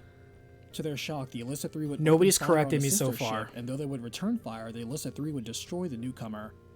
Wanting to learn more of this mysterious ship and why big it ship was has destroyed the Nile smaller assigns ship. his son to investigate, while Kara insists on coming along. Ren and Mew are deployed as well, as Ren is given an How's it upgrade going, to Uncle allow him to turn Loon? into a jet I plane. really wanted him to call him The Uncle blast from the Loon. battle has knocked Dahlia off orbit, and they learn Laya has gone back into deep sleep, and so the group takes a shuttle back to the Alyssa 3 to see her. She admits when Aaron's father chose a lair, she left the moon and came here to sleep, but after 18 years of rest, she's over it and ready to help them with the current problem, joining the party. Upgrading Ren into a jet, they land on Skyhaven In my Castle, mind, learning I'm of the playing the darkness and Transformers Terminus, the means to obtain the ultimate transformation weapon, and noise parts to every turn time Ren into an opera Ren skimmer. does that. Traveling now to the central palace where Rakio's sword is, Aaron pulls the blade, only to free a powerful darkness named Dark Force from his prison, who quickly flees. And you kind of see how in this one, Alair, like, they just rush right into the end. It's like, oh no, Visiting an island of we're sages going next, towards the group is a surprised black to find hole. a cyborg named Siren Figure who this saved out. the Lions, but And he's like, positively, all right, I the guess we cyborg go says guys, it's do all the changed now, ever legendary since some of shit the Lions and were find nothing but legendary enemy, weapons apologizing and for talk to its the same actions in the people, past and and collapsing to nothing present the group changed. as This ultimate was where I weapon. got really Equipping the powerful upset new with this weapons, game the because I'm like, group you're follows telling Dark me Force's trail to you took the Terminus, opportunity basic to town have of Flying City 4 Bullshit. different ending Within, they routes, find schemers and that you reveal they recycle want Siren the and Loon to start finale new act of wars, the and third it's one. per plan that It's the Aaron's father and exact grandfather same reopen the sealed thing. paths between the There's no biogems change in that the allow evil dialogue. to There's no spread. change in where Waiting anything to face is. them There's is no Willowcure, change in the what you Dark have King to of this do. castle and twin brother to Arachio. It's the He admits that same after his family died in the quest, ancient and I was war, like, his heart you became couldn't do black and easily anything susceptible more to Dark creative Force's than that. influence. However, after the I problem was like, strikes this him was a down as major darkness missed lifts, and he thanks the opportunity. group, telling them You to could have done take Dark something Force really beyond here before interesting with dying. each of these 4 Confronting the endings. recently Really done reconstructed something to monster, kind of wrap Aaron, up the Kara, lore between Mew, the Ren, and Lion Laya Arakian defeat the feud, encroaching or darkness not as it in fades some of away, these. gloating at how it But in caused the this route, like, I destruction think it of was the just the other flat ship, out one of the last 2 weakest. remaining arcs of 400. Laughing, Dark Force assures him it will be back again in another millennium, ready to finish what it began and destroy this final And they also ship recycle again. this ending too, where it's like, Exploding in anger, oh, Aaron the declares city is entire evil, city I'm will gonna shoot a destroy true it. hero Ah, standing, unleashing Megiddo! the powerful Megiddo technique, And destroying he was the like, entire city fuck, with okay, rage. good thing I have teleportation Mew warps magic. them all out to Yoink. safety, but it's too late to prevent the Illicit 3 from being sucked into a black And then in hole. 2 of these endings, They are all it's knocked like, out, but when they come to, they oh see no, they this are was in a the Alair completely route where it different goes to section of the space, Earth not one. recognizing any of the star charts. The other one was where they're in In the black fact, hole their in the sensors say sun. they were transported across So this space one of and these time was kind of itself, interesting and they are because I'm like, soon oh no, we hailed get by a knocked nearby into like planet of a space soul and system time, called Earth. and Thanks for watching now the we video. find What did you Earth. think of that And like, ending? wow, what a twist. So it wasn't this ending, it was the other ending I was thinking of. See, I'm already getting the endings confused, and I literally just posted this. Because they're so similar, they're easy to confuse, except for the setup and the outro. Most of these are 80% the same finale, and I didn't like that. I thought that was very lazy. I get it. On that sort of technology, you don't have a lot of space, and I feel they probably at one point did have ambitious endings for each of them, but they ended up just recycling a lot of it. But at the same time, we can only judge the results, and the results are pretty weak on most of these endings. Though the twist that it was, they go back in time and it's like Planet of the Apes and it's all like, it's Earth and now it's the past and now we're going to influence the future maybe. And it's just like it sets up an interesting timeline at that point. But the level of threading in this, the writing was just meh. A lot of missed opportunities. That's a shame because Alair and Thea were like the 2 interesting endings, and then Laya and Sari are just sorry, honestly. Falling in love with a strong-willed Sari, Ayn weds her to become the next king of Landon, though his queen immediately imposes that his adventuring days are over. She would soon bear his son, naming him Chris. And though I do think it's funny that in this ending, where it's like, the next 20 years, Ayn and Sari are just such badasses that even though there's like, enemies at their gate, just the two of them manage to like hold off all the hordes on their own. Planning to send their world I like this scene. Like the family portraits are kind of nice. Their world is actually a giant spaceship and urges him to find help at the other biodomes to stop Siren and course correct the Alice 3, or else they're all doomed. Jeff sounds like Sega being Sega. They never made poor choices. Ren, Chris learns where the last known pilots for the Alice 3 can be found in the town of Aron, though the kingdom is still dealing with Loon's monster army, as Lia's top general has also somehow resurfaced 1,000 years later. On top of this, some cyborgs have turned against the Iraqian forces. I kind of wish they did more with that subplot. I kept touching upon it, and I probably should have just nixed it because nothing ended up happening of it. The whole cyborgs like revolting against it, that could have been an interesting route as well, where like there's a cyborg uprising. That could have been an interesting ending on one of them, and they didn't do anything with that subplot. They just had a reason to have more cyborg enemies in the field. Her older sister left with a man with a black sword, wishing to learn the truth, and joins their group. Traveling to Frigidia, they make it to the castle of Silence, Mystoke, where they will be tested for Lia's treasure, her pendant. As Lia picks it up, she hears the voice of her sister speak out from it, revealing that both Arachio just as much as they copy pasted this scene, I literally just copy pasted this passage from the other one. I didn't copy paste exactly what I said because I did change up the name that was said, but I just reread Chris decides to resolve the matter of Loon next, I gotta say, those some thick ninjas that they're fighting out there, man. Chris sightseeing on his way over to the moon. Arachio banished him to this moon during the war, and since then, Benjamin, it could have been like Judgment Day from Terminator. Exactly. That would have been so cool if they had the cyborg/robot uprising in one of these endings. That would have been a bold and different ending. To me, some of these endings weren't dark enough. Like, it's interesting that one of them time travels and goes back to Earth. It's interesting that one of them blows up, or two of them, they blow up Neo Palm, and then they encounter, the missing spaceship in the other one. That's cool, but it's not like such a deep, profound ending, like kind of like the other ones. There's no twist. There's no gotcha at the very end. Maybe the Earth one could be kind of like a twist, but it's not really a dark twist like the other games. I kind of feel like Phantasy Star should have had a very, like a lot of the more creative sci-fi stories where they sometimes have cautionary tales or very dark twists. Like I'm thinking Ray Bradbury levels, where it's that very sort of twisted level of storytelling, dark narratives. We're really going into like the deep human reaches here, where it's like, damn, that's almost like kind of fucked up, but it's also kind of interesting at the same time. I kind of wish they went that bold here again, but again, change of management, change of writing, change of studio, really. Reopened the sealed pass between the biodomes and allowed evil to spread. Waiting to face them is Rulakir, the Dark King of this castle and twin brother to Arachio. And they kind of really didn't build up Rulakir enough. Like, he's the twin brother of Arachio. And he's just like, my family died and I got possessed by evil. And then you beat him and he's like, I am no longer possessed by evil, but I will die now. Go beat the big bad. And that's it. He's like, okay, they didn't really pay off that much. Ren, Lia, and Kara defeat the encroaching darkness as it fades away, saying it regrets not smashing both moons. There's two typos here. I botched that up. I copy-pasted too much. I copy-pasted what Dark Force said in the other ending over here, so my bad. I was lazy. I saw it in post and I was like, I could re-record that line, but I'm not going to spend any more effort than the writers did on this damn scenario, so I'm just going to leave it in, damn it. So I left it in. If anything, that's also creator's intent. Just low effort. That's another one that I also messed up on. I said the third star, it meant the third planet in the star system. That was me just straight up making a mistake. You can tell I was like done with it at this point where I was like, I'm not even gonna fix this, whatever. Annotation.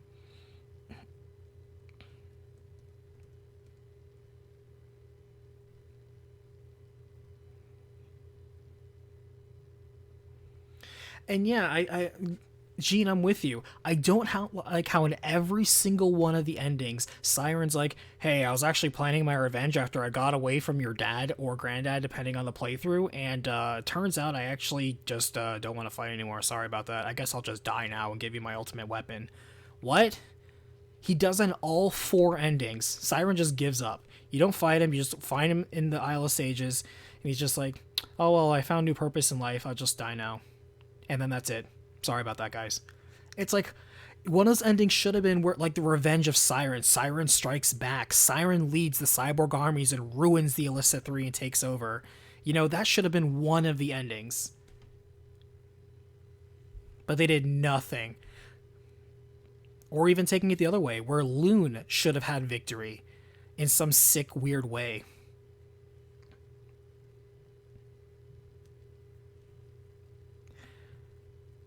Max Knight, it kind of sets up a closed time loop, at least by my interpretation. Would it be a closed time loop, though? Because, yes, they went back in the past and encountered Earth, but did they ever say, like, Earth used that Alyssa 3 to travel into space to go to Algo? It's possible that they learned of Algo from this spaceship. But, I mean, I could see the potential there. I could see the game theory potential there, where it's like, well, now Earth knows of Algo and has the space to go there, so they took that and went over there, and, you know, from their knowledge of Mother Brain, they learned how to build a Mother Brain to put Mother Brain back in, and so, yeah, it becomes a closed time loop. I could see that, but that to me seems more interesting than what they actually put.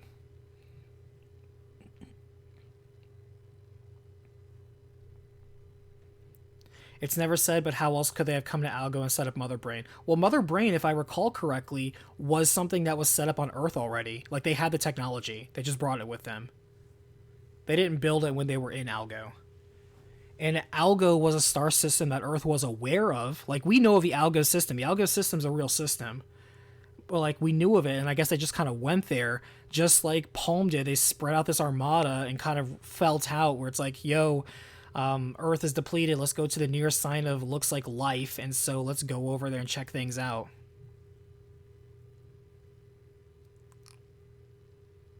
Jeff, Algo is an actual star system. Exactly. Like, even I knew that. I've heard of the Algo system. Like, the Algo system's a real thing. I just assume that in that far distant future, because remember, they were already terraforming Earth. They terraformed Earth to death, though, and that was why they left Earth, which is weird to me, because their solution to then taking over Algo was to terraform it again.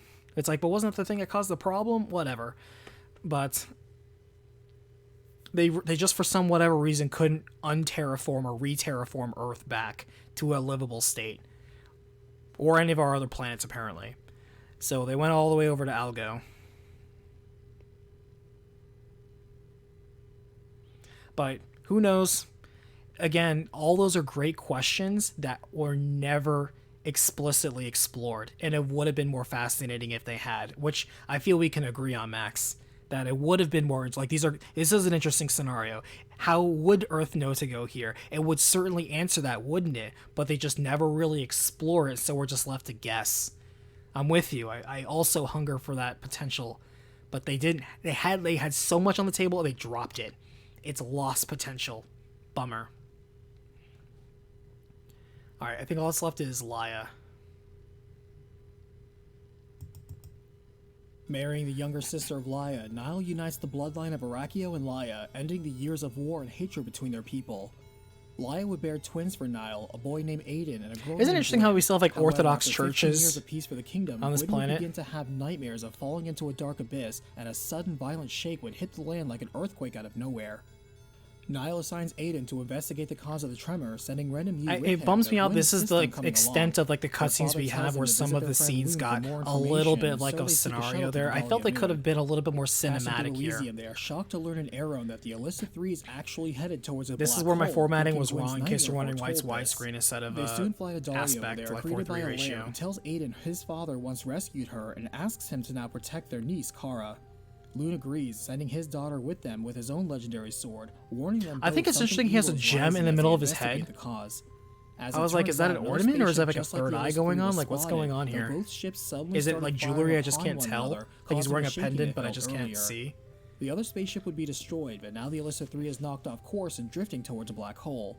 Upgrading Ren into a jet, they land on Skyhaven Castle, learning of a darkness in Terminus, the means to obtain the ultimate And here we go. weapons, and We're parts to already turn Ren into the an aqua skimmer. same Traveling now to repeat the sunken palace where sequence, Rakio's and sword nothing is, Aiden changed. pulls All the it was blade, only to feel instead of being powerful thrown into a darkness dark named black Force from hole, his now it's like, prison. oh no, Quickly we're being flees. thrown into the With sun. blade in hand, they visit You the need to wandering find the cyborg pilots who know Mutant, how to thinking she steer this finally found crazy her thing Rakio. and, She and finally tell them to stops steer the it relief away before from the collapsing thing. and presenting an Otherwise, ultimate weapon. our generations Visiting are an in island of sages next, the doom. group is surprised to And then find the a audience cyborg named claps. Siren who once hated Alliance, but pausing them, the cyborg says he's changed Siren now, ever was since so learning Alliance were not the wasted real in this enemy, game. apologizing for his Such a actions in the waste. past, and collapsing to present the group his ultimate weapon.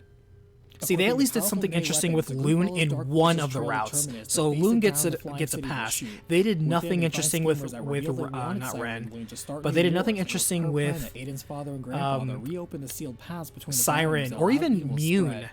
Waiting to find In any of them, or even Rulakir, they're the exact same in all four routes, and it's like, oh, such a miss. Black and easily susceptible to It's frustrating because you see the interesting potential. However, after the party strikes him down, his darkness lifts and he thanks the group, telling them to defeat Dark Force beyond here before dying. Confronting the recently reconstructed monster, Aiden, Gwyn, Mew, Ren, and Kara defeat the encroaching darkness as it fades away, chuckling how close at least it it's forced them short. all into a black hole.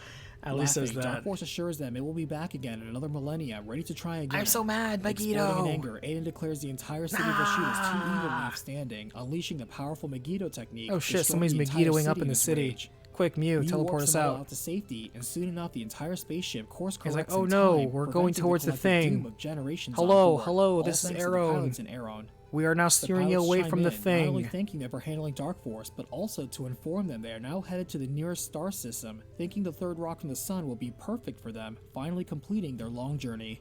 See, Thanks for and in watching the this video. What did ending, you think of it's that? heavily implied that they find Earth, and the other one too, where like they were about to go to the sun. It's heavily implied that this was already going to Earth anyway, just not Earth in the past. Because when they say like the third rock from the sun, like that's kind of how people refer to Earth. So it's kind of also implied that they're also seeing the Earth of the future here and it's coming full circle, you know?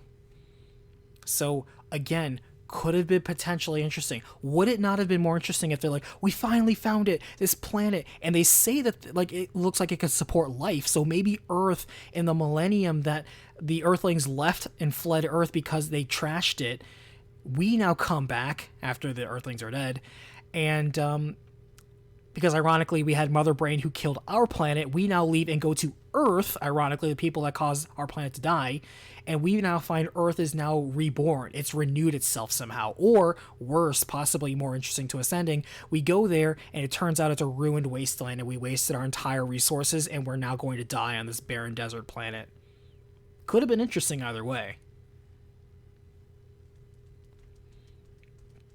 So that's Phantasy Star 3. Crazy, huh? I'm getting a little dry in my throat. Let me pause real fast. So far, we've actually had a flawless stream, so the reset worked really well. So I'm really glad everything's turned out well. I'm going to take a very quick break, and we're going to go ahead and go into Phantasy Star 4.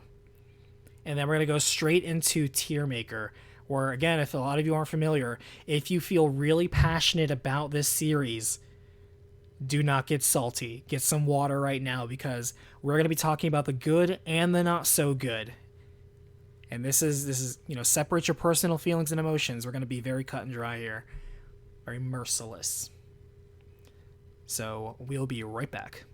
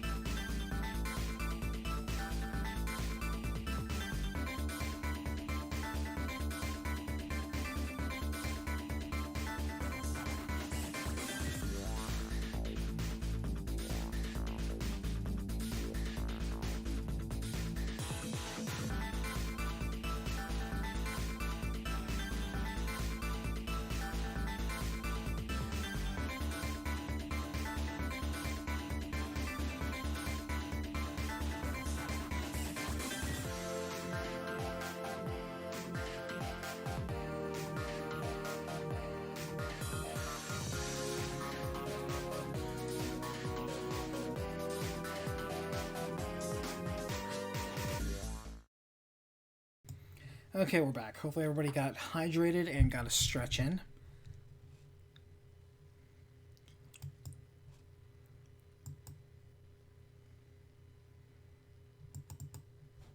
Released by Sega in 1993 on the Genesis, Phantasy Star 4: The End of the Millennium continues the events of the Phantasy Star franchise. Man, look how different my Directed by audio Reiko recording Kodama, was back who then. would later produce Skies of Arcadia, and written by Akinori Nishiyama, the game would be greatly assisted in direction, Wait, he did writing, Skies of and art by Arcadia? Toru Oh man, Yoshida. that's actually, I For forgot story, about the that. game I love takes place Skies of Arcadia. chronologically between the second and third games, though this would be the last main installment made for the series.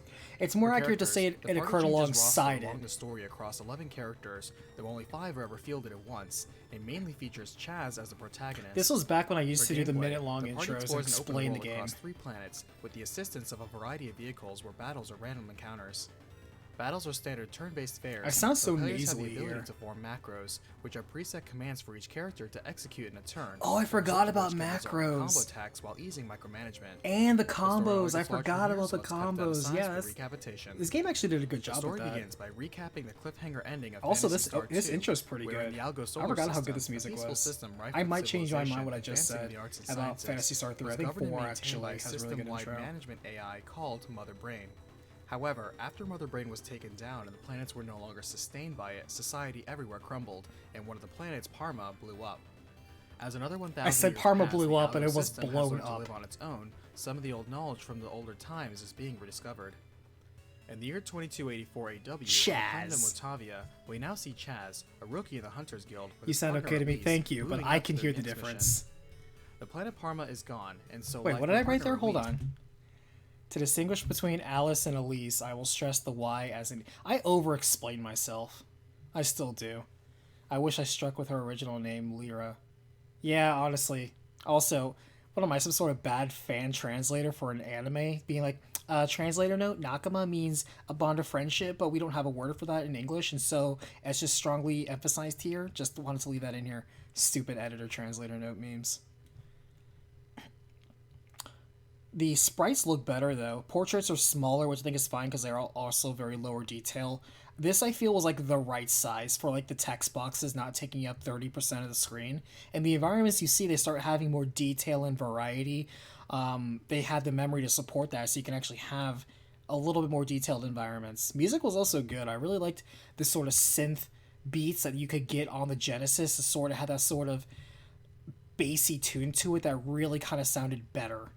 They did a lot of like some Castlevania tunes, I think, on the SNES that they ported to the Genesis, like Rondo, for example, was much better. Like the music was better on there. That was one thing Genesis always had. moving out to their next mission. The planet Parma is gone, and so life mostly exists on Motavia and Desolus, though dangerous monster populations have grown to such levels that professional hunters have become a necessity. As such, Elise accepts their next mission, which is monster extermination. I remember based liking with this the music. local This is bringing academy. back memories. Elise finds the I did headmaster like 4 a awfully lot, suspicious actually. when dodging questions about the monsters. And when they're And about to enter this is the what I basement, liked is that the concerned way they academic named portrayed the Hans story, it was like volunteers a to go, as comic he book too in has motion. questions. Deep within, they discover a monster breeding lab and a few of its subjects that have escaped. After clearing the area, Han is surprised to learn all this and wonders if there's a connection to this and the disappearance of his teacher that the headmaster also refused to comment on. Exposing a headmaster, he reveals Han's teacher, Professor Holt, discovered the source of the recent outbreak of monsters to be from Birth Valley, where ruins of ancient civilizations are.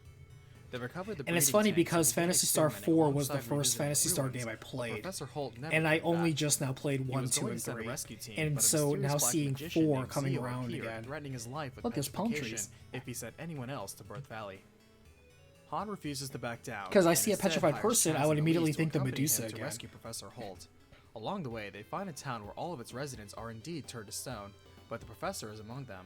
Elise can't believe anyone knows how to cast such strong magic these days, but she And I says noticed she's that he heard of a said remedy, what on earth, though and I'm of like, course why would it's he still say what mercenary on about helping earth? out. But I Looking would for the realize that remedy, they Elise did. runs into an old wizard acquaintance named Rune, who is also after Zio and joins their journey. Rune shows off his powerful magic as well, allowing them to the village where they can find Whoa, the look at those petrification remedy. graphics! A local to the village named Grizz is offered to help them to the exact This is like the spot, and best Rune takes version his of the leave Moda for his people. personal They looked business, always warning like Chaz not bug-like to in the get previous hot-headed from games, but they Zio. look like With cool Grizz's beast help, men they find here. the remedy, Return to the petrified Also, the village idea and of having a restore mode in everyone. here was When actually very Professor cool Holt too. comes to, he seems unaware he was turned to stone, He's but it just doesn't exploding faze out of him, this rock. as he sends Han back to the academy to report what happened. Again, it's like a and moves comic to book continue style, his but the investigation use of the burnt out lighting and the ruins. framing in each of these After actually killing looks some really fresh good. monsters emerging And the from attention to ruins, detail, like that they check monster in on the busting out, professor looked good and too. find within the Like ruins this is a advanced good technology and guardians that they've compromise never of like seen the before. anime art style When with they meet this the comic professor, book they see he's already storytelling. safe thanks to a non-human girl named Rika. Rika explains this facility is a bioplant from 1,000 years ago, and one of the many that barely function today, yet are responsible for maintaining the ecosystem for what little society there is on this planet. However, the system is beginning to break down, causing errors like the erratic weather outside and breeding new dangerous monsters. Elise says to shut down the system and thus the monsters. I like but this Han music points playing in out the background. This system is what's keeping them all alive. The rest of the group sides with Elise, and so Rika then reveals they can travel to the nervous center of the system and shut everything down there with the aid of a robot named Demi, whom is being held hostage by Zio.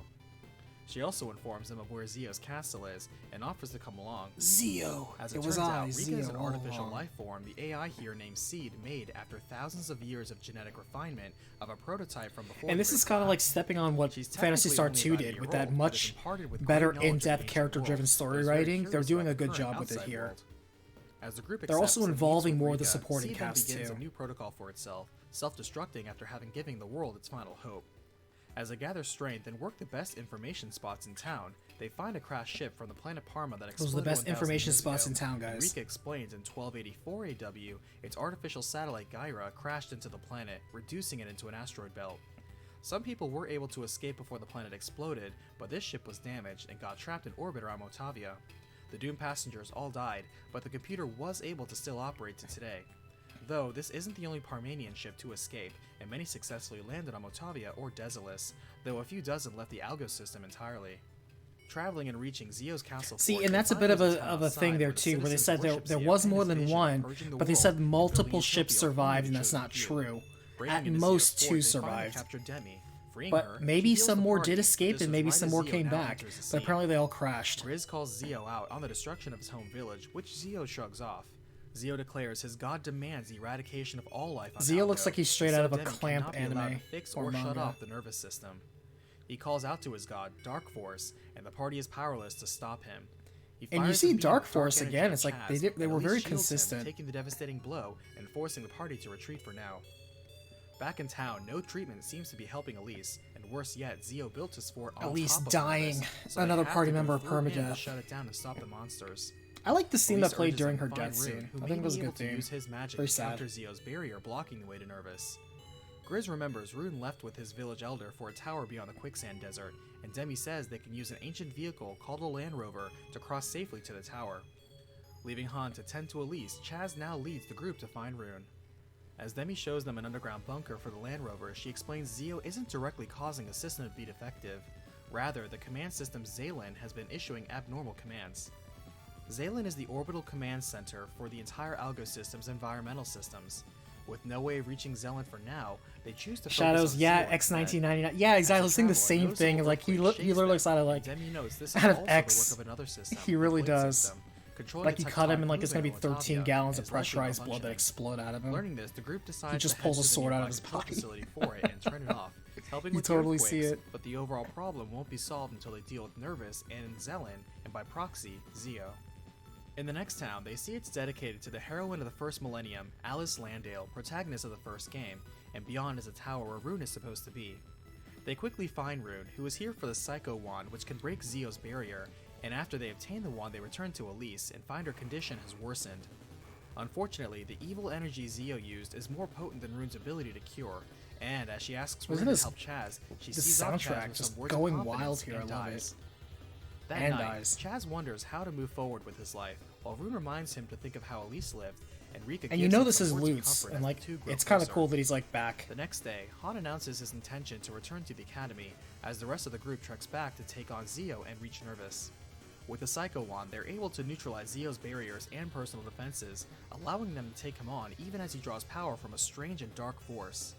Together, the strange, group of five dark overwhelm the Dark force. Magician, much to his surprise. Dark And Magician. acting quickly, Demi connects herself directly to Nervous to shut it down. Physically merging with the machine, Demi halts all systems maintaining Motavia, which does stop the monsters, but now nothing will stop Motavia from becoming barren. The abnormal orders are coming from Zelen, and if those are fixed, the Motavian systems can go back to normal. Fortunately, she reveals a space shuttle that can get them to Zelen stored away in this facility. She explains up there they will meet Ren, a unit whose communication has been cut off for the last few months mysteriously, who can help them in her stead, as she will stay here and handle nervous.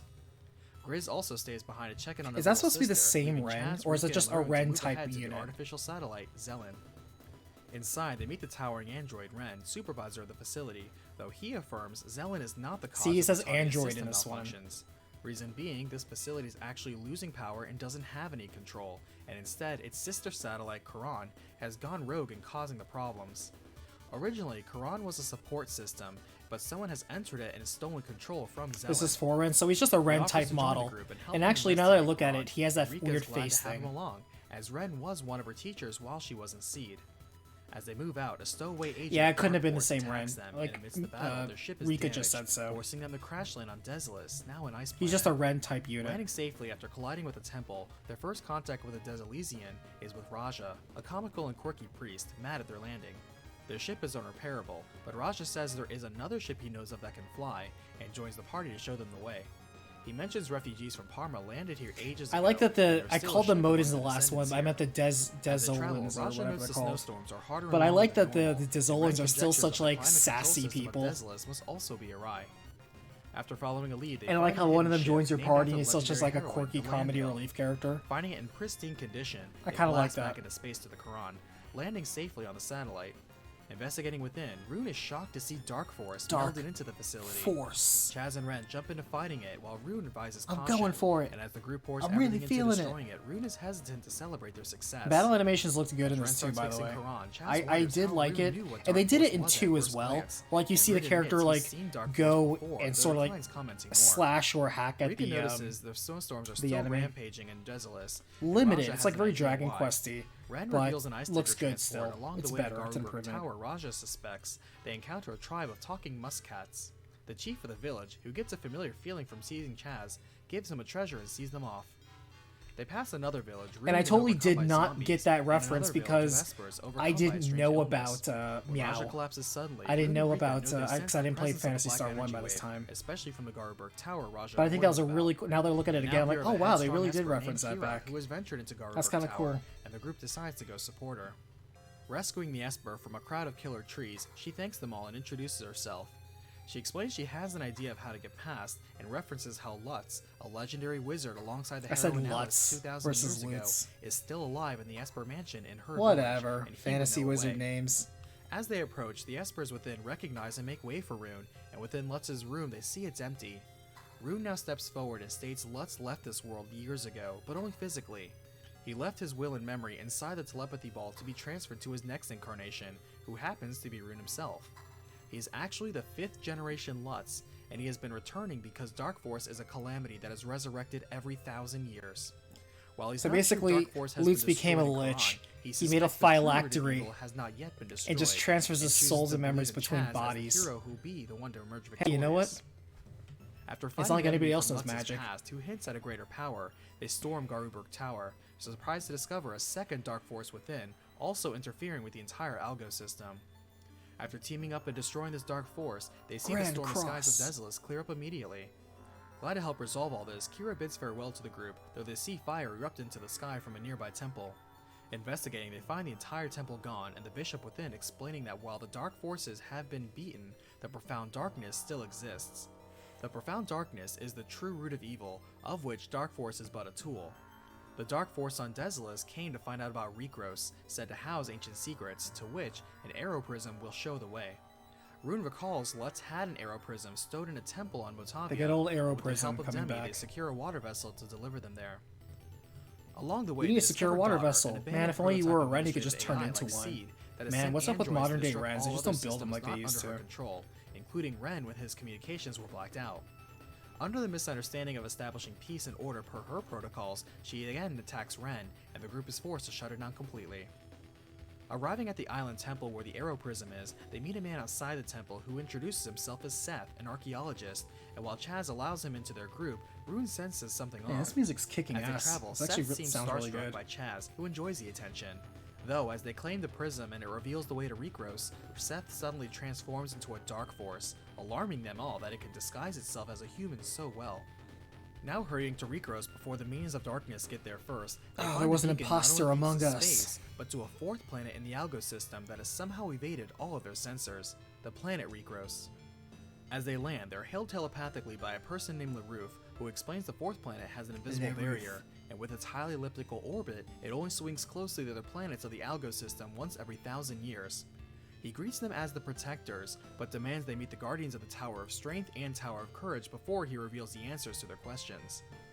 Going out and rising to the combat challenges of each Guardian, who each impart rings of power, they return to LaRouf, who is ready to reveal Brian, I the always felt secrets this of part Algo's was, creation. or Jeff, I always felt this part was filler. This Millions part of was. years It's just ago, like, a all right, you need to spiritual go get the being split into MacGuffins two over halves there. that fought amongst themselves. Eventually, there was a winner, the Great Light, who banished the loser, the Profound Darkness, to another dimension for fear of its resurgence. The seal itself being the Algo solar system with protectors on each planet. Once every 1,000 years, the seal would weaken drastically, and so the Great Light created Recros, a planet serving as a warning system, meant to come around every 1,000 years, as well as LaRouf himself. Like a clock, its arrival would remind the Protectors of their mission, as at this time the seal is so weak the darkness is able to come to Algo in physical form as Dark Force. Each time, a hero has expelled Dark Force, bringing peace for another millennium. However, this time, when Parma was destroyed last millennium, thus part of the seal itself was destroyed, and the Profound Darkness now has a chance to break free completely. Chaz and group are the This chosen massive protectors who lore must dump. stop the darkness before it But it's destroys actually the pretty entire useful. Like, system. this is And genuinely to do that, interesting. they must cross over into its dimension and destroy it there. Like, the whole star With the system rings of power was they a just gained, they giant can survive against the intergalactic raw power of seal darkness, and so the task falls to them. for, like, this other Unexpectedly, interdimensional Chaz life throws force. back all of that, questioning why the Great Light doesn't do anything in all this, and why they have to fight for something that doesn't have anything to do with them, not to mention suddenly burdening them with all of this. He admits all this is over his head, but asserts he wants to live on his own terms, pointing out that being blind champions of the Great Light makes them no different from Zio, who still weighs on him since Elisa's death. Rune understands him and takes Chaz back to the Esper Mansion. There he shows him the sacred blade Alcidion, said to be able to defeat the Profound Darkness. As Chaz approaches the sword alone, he hears the voice of legendary hero Alice, who says the spirits of the past heroes who fought the darkness now reside in the sword. Heeding its command, Chaz claims the sword, and it floods him with memories of the past battles of the heroes who fought and defeated the darkness. Alice tells Chaz to believe I'm in glad I himself, kept that as their scene spirit in, now because goes with him. when I first played this Bolstered game, by I had this, no Chaz idea who now those other sees people hope, were. and But that's kind of emerges cool before that his allies, ready 4 to fight for the honored the future. other games. I always Red now gets a respect the game transmission for that doing disasters that. are erupting Just all around respecting his Motavia, legacy. and moving out, they're surprised to be met by all their old allies, who are ready to finish the Raja, fight with them all. Raja, you son of a Demi bitch. explains that And a he just massive claps hole in has with a opened up manly in handshake. Motavia and is killing all life forms nearby, and Rune has no doubt this is the Black Energy Wave, more specifically, the Profound Darkness breaking through the other dimension. Clear that the final battle draws near, Chaz selects his final team to take into the Dark Dimension. Taking time to conquer his emotions and turn that into raw power, Chaz leads the team across the literal edge as the team observes the new shape of the Profound Darkness as a giant nightmarish maw of hatred and destruction. Standing firm against the rising forms of the root of the galactic perennial menace, Chaz, mercenary turned hero, strikes down the Profound Darkness. As the gap in space they're in begins to collapse, the Alcidion dissolves into a light that protects them all and warps them all to safety. As the Nine see the dawn of a new day, they're satisfied of their victory and begin to part ways. Ren and Demi intend to return as administrators to Zelen and deliver Raja and Kira back to Desolus, though Rika is hesitant. It felt like a Ren fellowship. It was understands very her and Lords says of the the life Ring. she It turns out chooses great will it be was. difficult, but as the hope for the future she must carry forward with pride and strength. Parting on their own, Grizz and Han both go back to their respective villages, bidding farewell to their companions. Rune now says he must continue Lutz's mission to watch over all of Algo, even though they defeated their greatest foe, and says goodbye, positive this will be the last they see of him. I like was like, As will the I ever game see ends, you again? Ren He's like, swings no, back the ship, and then just Rika leaves. leaps overboard, falling into Chaz's arms, as they now understanding their feelings for each other. As the Rika, final it turns out I chapter of kinda this like adventure you. comes to a close. I am now wearing a Though sweater. no original sales data can be found, Phantasy Star 4 reprints inside other collections have enjoyed the success of selling over 3.5 million copies worldwide. I gave This those RECAPitation was collections chosen by Dave. generous. Dave, thank you for being a I don't know if you still are. I don't think you are, but that's okay. Thank you for suggesting this. This was 2017. 2017. Man, time flies. So that's Fantasy Star, everyone. That was the classic series. It sure it sure went far in a short amount of time.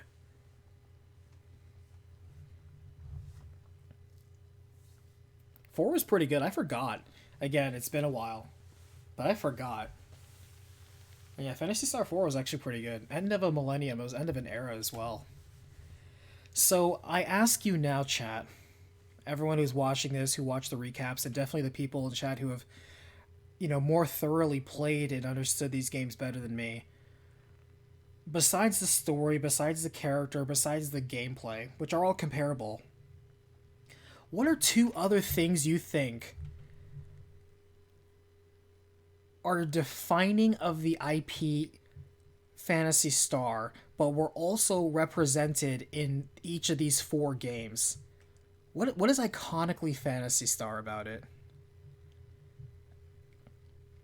I hesitate to say like sci-fi theming, but I kind of feel like that is iconically Phantasy Star. Like when you talk about the sci-fi RPG series, people are gonna be like, "What do you mean, Star Ocean?" It's like, no, the other one, like Phantasy Star. Like I feel like it's kind of like those two.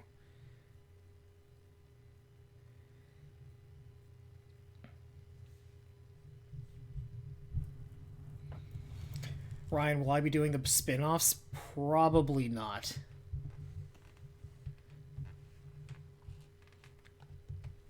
I'm not even aware of the spin-off, so I don't even know where to begin. I know there's one that was released on like the Game Boy or whatever that's like a bunch of side stories, but I don't know. It's not high on my priority list, let's just put it that way. But hey, anything's possible. If somebody commissions me, then maybe. We'll see.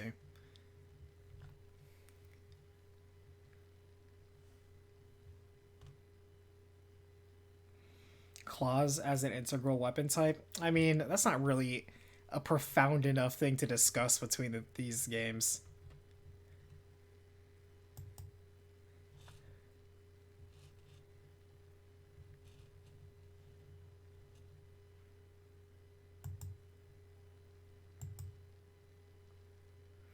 Alright, let's pull up good old tier maker. So let me figure out these last two categories. By the way, these are the other Phantasy Star games. And like, quite a few of them I've never seen before. Like, I've never heard of Nova, Idola. Everyone knows PSO. I've definitely seen online. I guess these are just expansions. I've seen these. I never cared. Phantasy Star Online Blue. Universe I've seen on like the Xbox. What is this? Forteus? I don't know.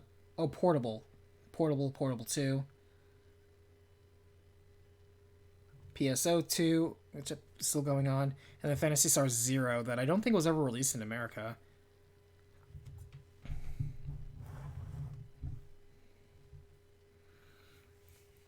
Like I don't think a third of these were released in America, and like the others are just online. So it's like, and others are expansions. So I don't know if they are possible to be played online.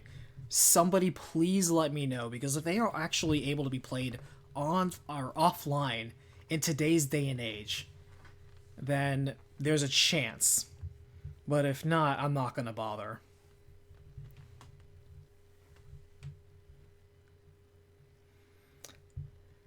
But I think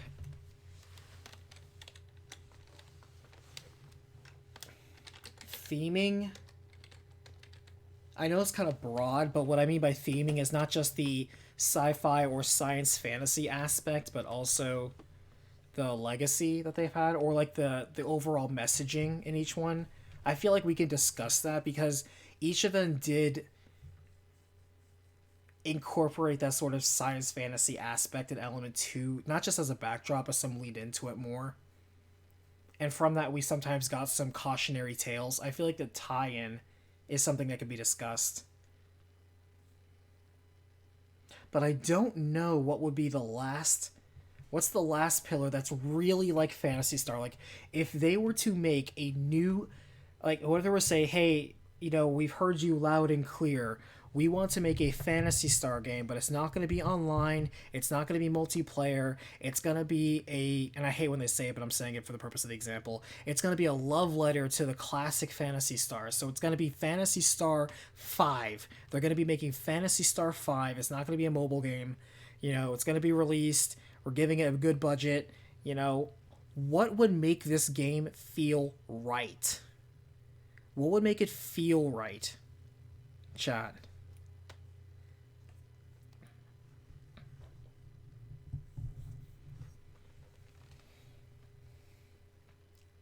Because I'm trying to think, like, what would make a good Fantasy Star game in today's day and age? And you can't just give generic answers like, well, it has to be fun gameplay and good story and, look nice. Okay, a little bit more than that. I feel like that's not an expectation. Or we can think a little bit more creatively beyond that expectation. Multiple planets, it has to have multiple worlds.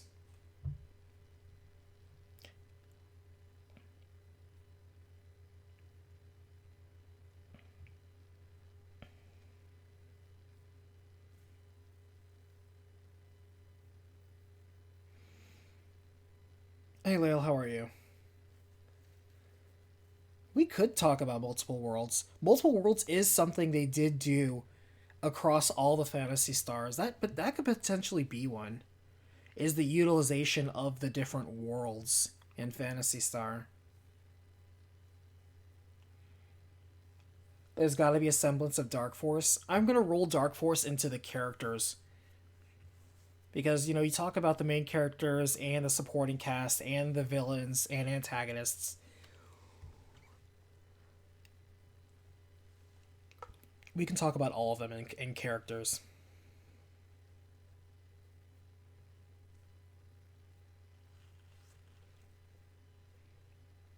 Keep with the Wrens and the Lutes and even the Mews and technically the Meows because those Muskats are in all the games in some way.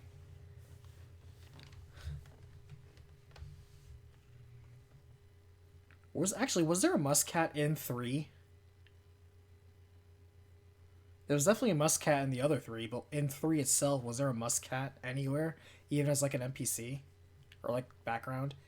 I keep thinking that there was. I could have sworn there was like a cat, and somebody's like, "Oh, that's a Muscat" or something like that, or maybe it talked. I don't remember. I could have sworn there was a cat.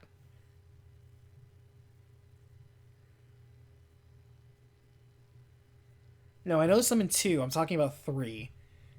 Because obviously 1, definitely 2, obviously 4, but I think in 3 there was a cat. I could just be imagining it. I think planetary exploration is probably it. Nope, there were no cats. I guess I was just imagining it then.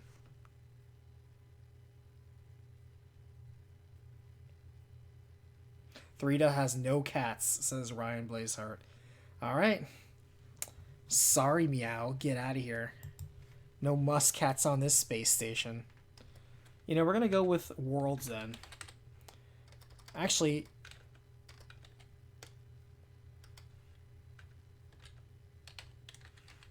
I'll say planets.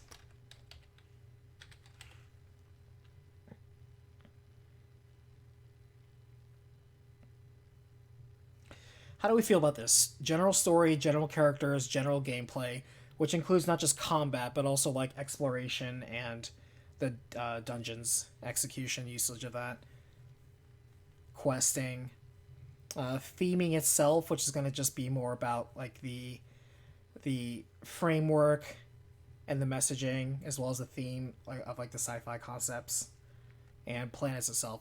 Do we feel these are 5 strong comparable pillars that if you're going to make a Fantasy Star game, you should have all 5 of these and like do a good job with each of them? I kind of feel it's about right. I feel like if you were to boil down Fantasy Star, it focuses on its story, it focuses on its characters. It definitely does, utilize its gameplay and lean on that a bit. It does have, of course, the sci-fi theming is something that's strict at science fantasy, and most times it does stick with that concept throughout the entirety of it, while in some games having some dark twists at the end and planetary exploration in some capacity, like visiting different ones, even in just Just saying that you're doing it, even if you're not technically doing it, like that's part of it.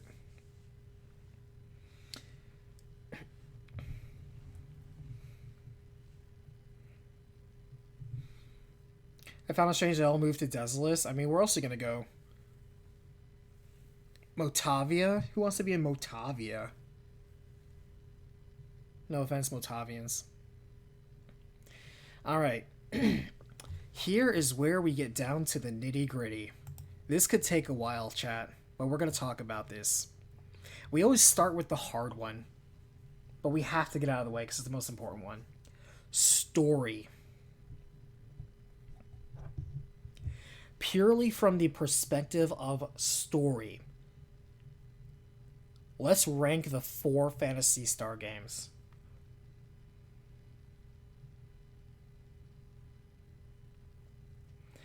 In terms of story, I'm not exactly sure what I want to place first, but I definitely know last is gonna go to the original Phantasy Star. It's just so small in its scope and its scale, the relevance with which they made you do. Like, the plot is just on the simpler side. Yes, it was simple for the sake of starting something new, but that doesn't change the fact that the series has grown, evolved, expanded. It's not just more interesting tales, but more, better told tales as well. Simply more fascinating ones. Even, like, on its surface, Phantasy Star itself is a very generic story. It is a very simple, very generic story that in no way is anybody going to be like, wow, that's a really good plot, we should go with that again. There's not really anything to Phantasy Star's story itself that makes itself even anything above average. It is a woefully average story. I would even argue below average, because even the generic way they even administered a lot of it, just Alice, Odin, Lutz, and Meow, you really don't go anywhere with any of these characters. They're introduced, they're very simple one-note characters. They do their thing, credits roll, and that's it. In terms of, like, the largest story, so I really like the story of 2 and 4. But you have to respect the ambition for 3, but 3 botched the endings on a couple of them. And even the most interesting endings of 3 botched it in terms of how much they could have explored it. Like meeting up with Neopalm, or like finding Earth in the other 3, actually. It's just in one of them you go back in time and find Earth, and the other 2, they just find Earth. Or it's implied they find Earth. They don't specifically say Earth. It's implied they find Earth. They go to a star system and they go to the 3rd planet. They don't say Earth, but wink wink, it's probably Earth. And they did drop a bunch of plots that could have been way more interesting. I can't give credit to potential, I have to give credit to execution. And so for that, I'm going to say Phantasy Star 3 was better than 1, but it definitely goes down. So it really comes down between 2 and 4 for what's the better story. Because 4 really expanded the lore. It tied together a lot of the legacies. It had a lot of throwbacks. It respected the Phantasy Star legacy, while, again, doing something as bold as killing a main party character. And its cinematic method of storytelling really was pleasing to the eye and flowed. It had a very good flow to it. The storytelling, the narrative design of 4 was very good. But at the same time, 2's ending, as well as being as controversial as it was in the beginning, just killing off that party character, and having the threading to account for the dialogue throughout the game, like, that was really well done for its time. That was very impactful. And that ending is, out of all the Phantasy Stars, 2 has the most interesting ending. But we have to account more than just the ending. What do you say, chat? 100 says 4, 2, 3, and 1. Okay, so does Jeff. 4 had layers like an onion. Yeah, it's true. They did the whole Zeo is, like, going to be the final boss, and they move on. They think Dark Force is going to be the final boss. It turns out it wasn't even Dark Force's final form, and he evolved beyond that. Two, Lael says two made you feel annoyed and upset. You hate it. Brutal. Ryan, two is pretty rough, and around the edges was pretty. Yeah, okay, it was rough. That's true. But you also do have to remember this was 1989. You know, relatively speaking, for its time, it wasn't really rough. It was among the better ones. We have to put that into context, you know? Phantasy Star 2 was 1989.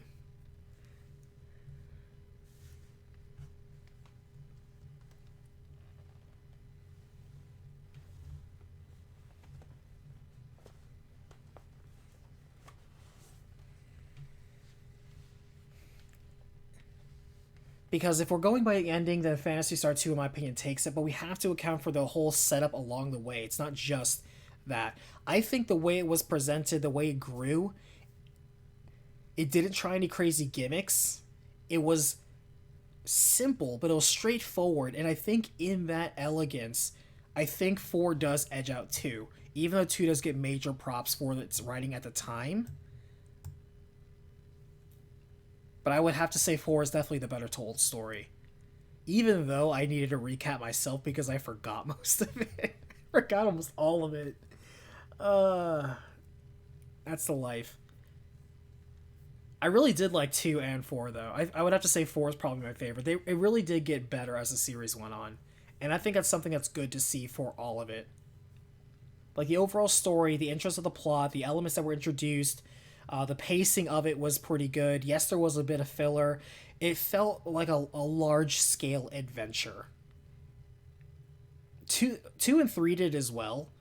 But 4, kind of kept that same momentum and did so in a meaningful way. They also did a better job, and we'll go into this with the characters. 4 did a better job with its supporting cast than 2 did.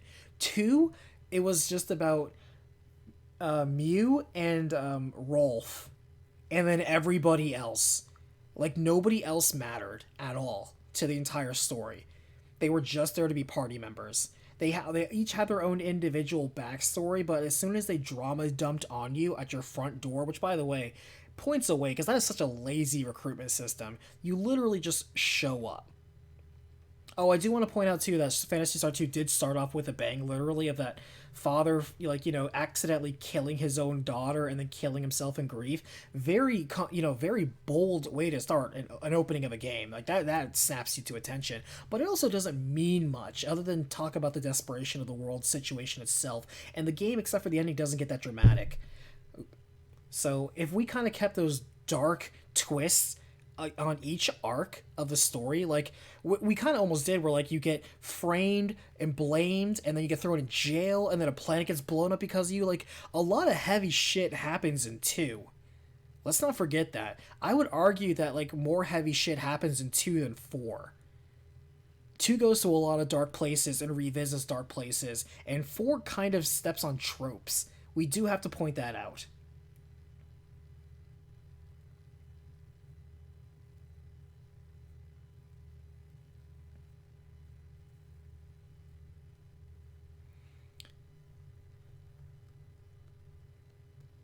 But I would have to also think that, yeah, it was still rough and anemic, and the difference is going to be the characters. So I am going to stick with story being 4, then 2, then 3, then 1.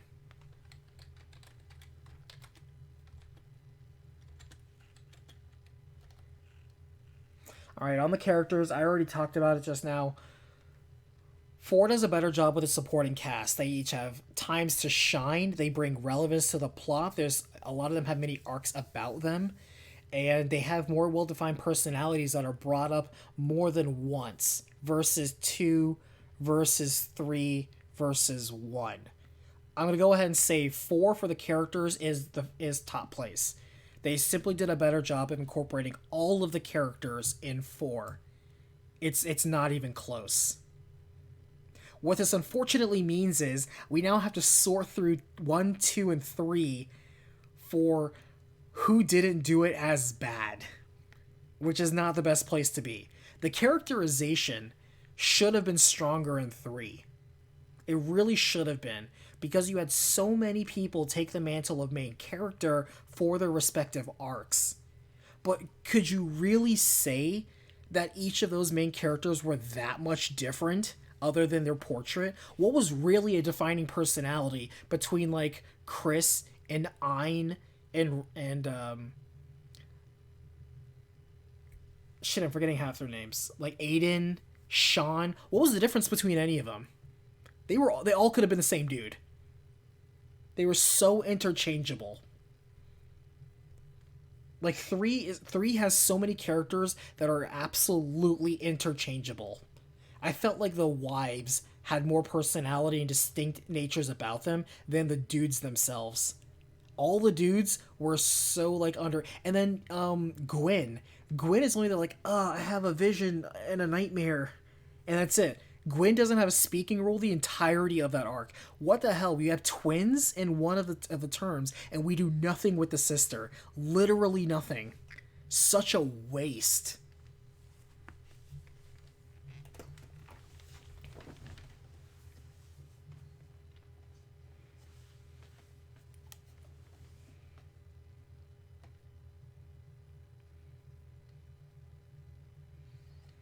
Because yeah, the Phantasy Star 1, the characters are very flat. But at least Alice has multiple speaking lines. And she at least addresses what she wants. Same thing for the cat. The cat at least has some, the cat has more personality than half the cast in Phantasy Star 3. I feel. Phantasy Star 3 is full of a bunch of blank bodies, a bunch of warm bodies. They are so poorly written. Like, they're given stuff to do, but each of them are assigned things to do. It doesn't feel like anything like they chose to do. Like, this was a journey that had personal meaning to them.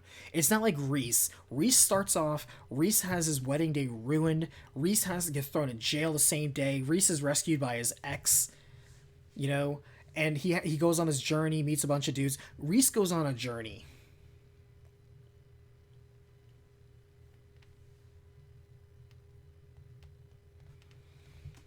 Lynn, you're still fighting the bots? Well, I appreciate you.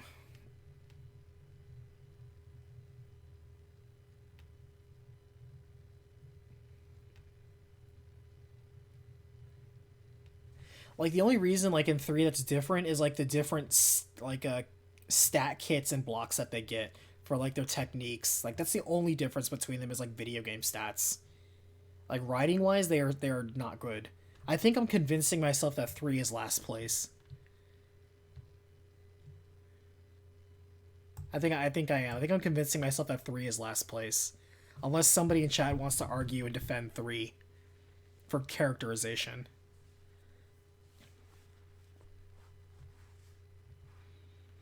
Anyone else know about the Easter egg on 4 when the Dancing Girls came out? Of course, that was in the recap. I made sure to include that. That was highly informational resource and research gathering. Was the Dancing Girls. Absolutely research purposes. So, unless enemy comes to defense 3, I'm putting 3 at last place, which really means second and third is going to be between 1 and 3, or 1 and 2. And the problem is, in 1, at least you have just 4 characters, and that's it, and they just kind of stick with it. Like, Lutz has personality. You know, Odin has, like, he's just a stock character, but at least he's defined and you move on from it. You don't overthink it. And then Alice is just kind of there. She has motivation, even though she's not explored in a meaningful way. She does have some development in terms of, like, oh, at the very end, turns out she's royalty. You know, and you actually have the player decision to do something about it. In 2, it's, again, just Rolf and Mew, and nobody else matters. They do it just like in 3. Except in, in 2, they at least try to give them more of a backstory. They at least try to give them some motivation and reason to be on there, but they never factor in again. Even at the very end, when they each get that little scene of, like, I'm gonna fight for whatever, you know? It doesn't mean anything. These characters do not mean anything. What would have helped, too, if we could maybe make it for today by today's standards, is they each should have had, like, a loyalty quest like Mass Effect. Like, 2 felt like Mass Effect if you took out all the good character bonding, character banter, side quests, and, like, motivation, like, loyalty building. Which actually isn't like Mass Effect at all. But imagine if Phantasy Star 2 was built like Mass Effect, but way more grimdark. That would be super cool. That's what that's what I'm envisioning the remaster remake to be. Would be like Mass Effect. Because 2 had way more characters that were just, again, glorified stat blocks, which is slightly better than 3, because at least there's a couple of characters in 2, versus the one character, maybe even Lyle, had personality more than all the other whatever people in 2, which is pathetic. 2 also had the commander. I gotta shout out the commander. 2 had the commander, and the commander was a real bro. He was the real MVP.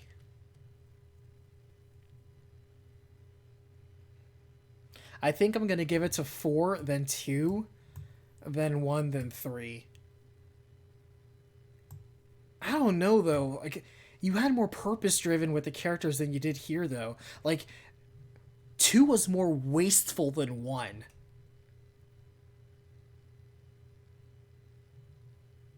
But it also had more interesting characters than 1.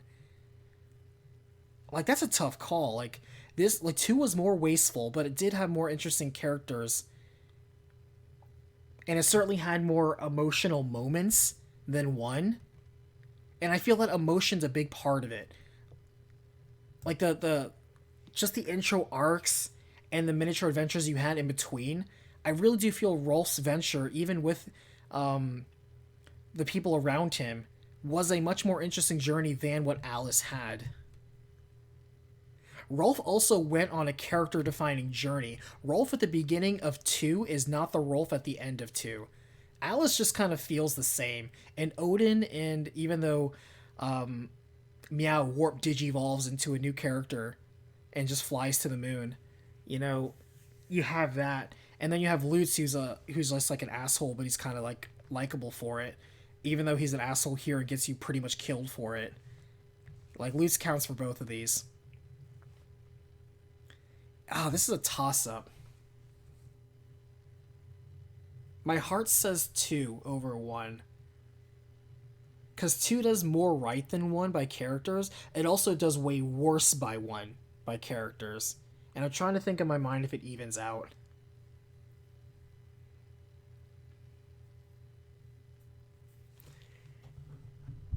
What are you saying, chat? Ryan, Meow's favorite character because cats. Oh, sure.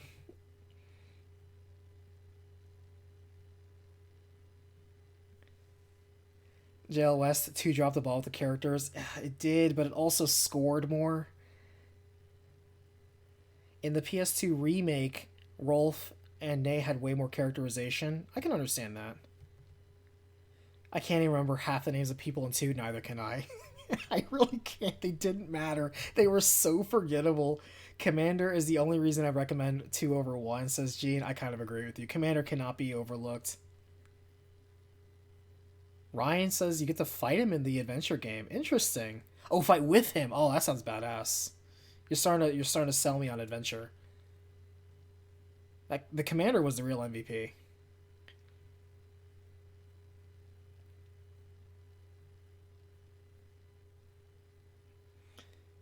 Let me fix that PS2 so I don't confuse with PlayStation 2. I mean, we're not even talking about the PlayStation 2 here. None of this was even on there. But I know what you're saying. When you say PS2, the average person is going to think PlayStation 2. But in this context of this conversation, we need Phantasy Star 2.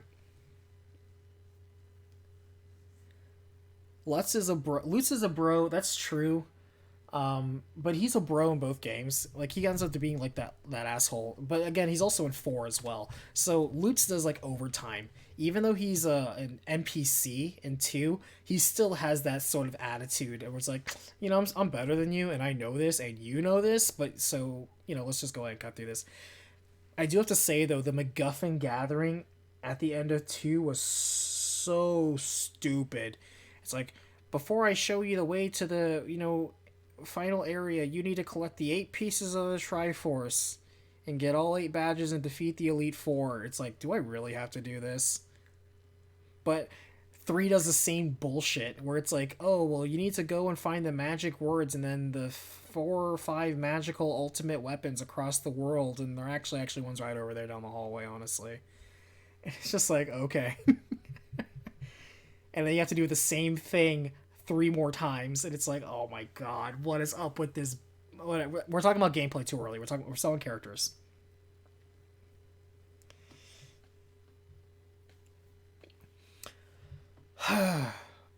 I'm gonna say by a thin margin, 2 is better than 1 for characters, but all of them are better than 3. But again, not by a large margin. Not by a large margin. Like, they were just tighter and cleaner and better in 4 in every way. And when I saw it again, like, even though I forgot 4, like, the story and all of it, watching it again, I'm like, oh yeah, like, a lot of these are a lot more memorable and interesting. 100%.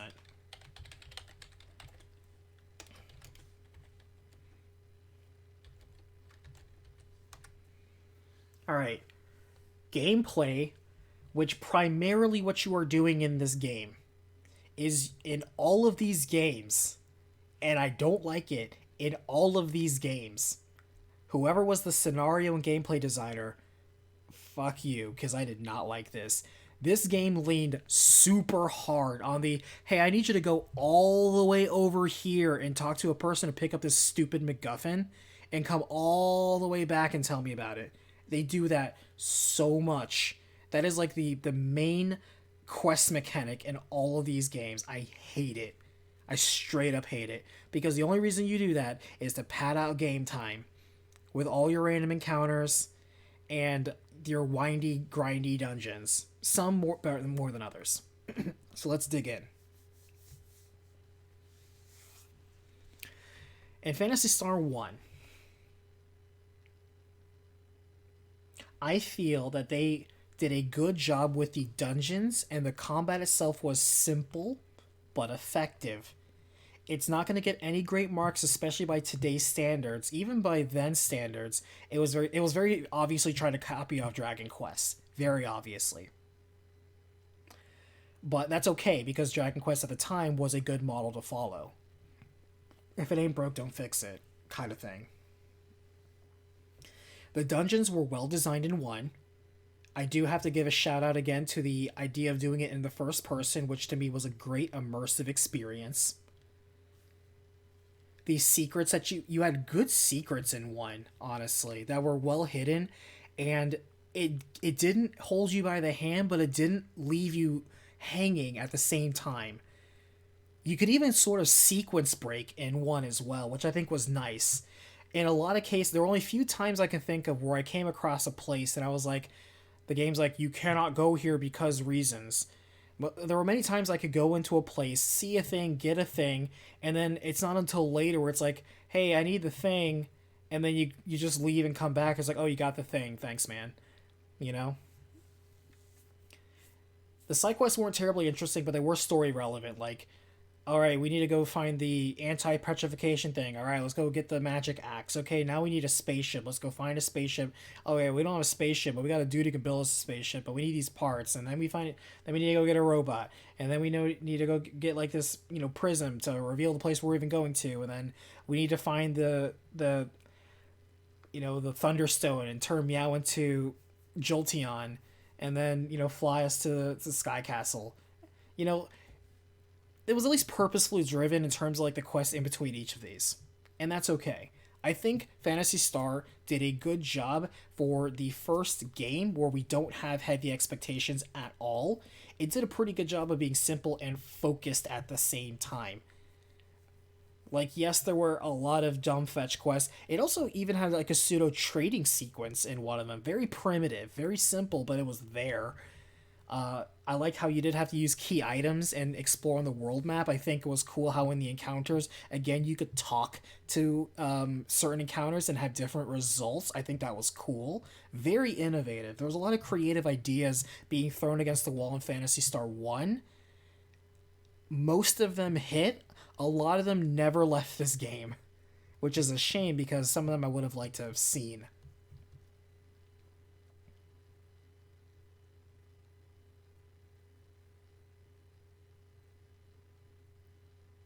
So I'm actually going to rate Phantasy Star pretty good. Like, this is our starting point. Phantasy Star is actually pretty good. Because now the other 3 have to go against expectations, and whether they're refining or innovating. And most of them chose like the battle format to be like mostly the same. It's just the intricacies in terms of the mechanics themselves, in terms of how you enjoyed it and how you really utilized it. I just went super simple, to be honest with you. I did not perfectly enjoy a lot of the magic systems, except in like Fantasy Star and Fantasy Star 4. I remember them being pretty useful. In 3 and then 2, I don't remember using them that often, except on like the devotedly magic characters. For the most part, it's just like you can just kind of beat everything with like your big weapons, and that's pretty much it. Pretty simple. Fantasy Star itself is not going to win any awards in terms of combat. I'm going to say that right now. It's very average combat, this entire series. Gameplay was almost by rote here. You've seen his gameplay done and done better elsewhere. Phantasy Star is not going to win any major awards here. There were some good ideas. They were just never evolved to the point where people are really going to look to Phantasy Star and any of its iterations to being, wow, I wish my game had combat like Phantasy Star, is something nobody says.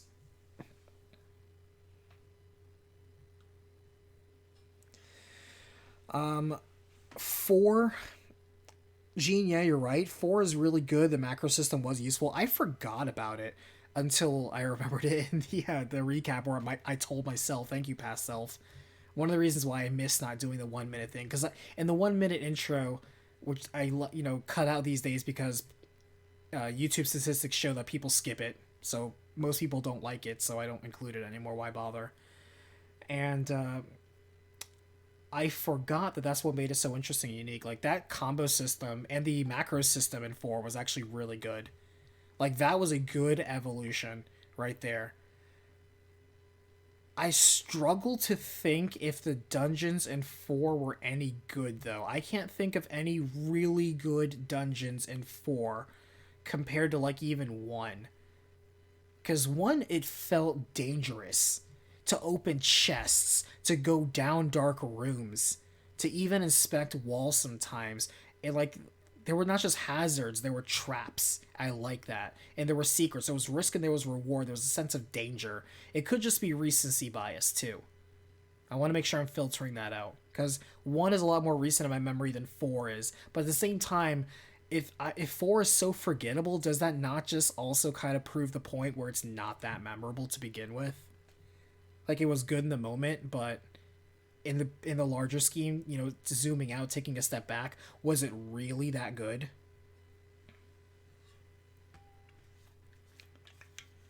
The dungeons in 4 were nice. Air Castle. I remember the part where like Air Castle ascends, and that was kind of a cool throwback. You're right. There were a lot of throwbacks in 4. 4 had a lot of good throwbacks in like Winks to the Legacy, but that is just nostalgia baiting. If we want to be cynical, 4 also nostalgia baited a lot.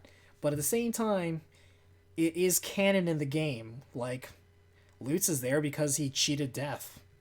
Cool, smart guy.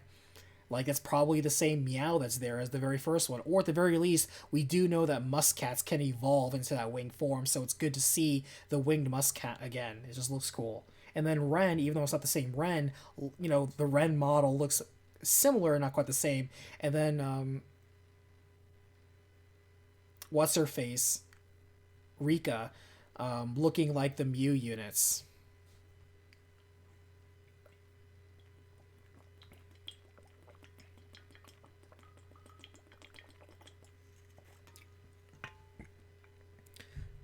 Shout out to the people on Desolus for being smartasses. I like them being lovable bastards. Because 4 was a lot more of an evolved, cleaner version of 1 out of all of them for sure. Like, in terms of the combat, 4 is the best. Not arguing that. But outside of the combat, like the quest designs, the exploration, the dungeoneering, I would say 1 actually had the best dungeons because it tried to be like a dungeon. The rest of them would not. Like, I'm going to straight up say 2 and 3 straight up fail in my book. These areas felt like burdens. I hated going back and forth in 3. I really did. So, like, I like even the beginnings where it's like, you need to go all the way to Landon. Well, how to get to Landon? Well, you need to go all the effing way over here, the only route you can, and then go all the effing way over there. At least 2, you had cool vehicles. 4 you had cool vehicles as well, but 1 you also had cool vehicles. 3 you eventually got vehicles, like, but they were always story gated, like in the same spot every time, but it really determines when the story you got it, and you didn't really get that until part 3 for the most part. You know, like it didn't really open up and make it more convenient. It was such a chore to get from point A to point B in 2. And or not in 2, in 3. In 2 though, it kind of was for a good part of it too. Like other than the fast travel between areas, you didn't really have vehicle travel there conveniently. It was like, oh, you need to get past the sand pit, so here's like a car, you know?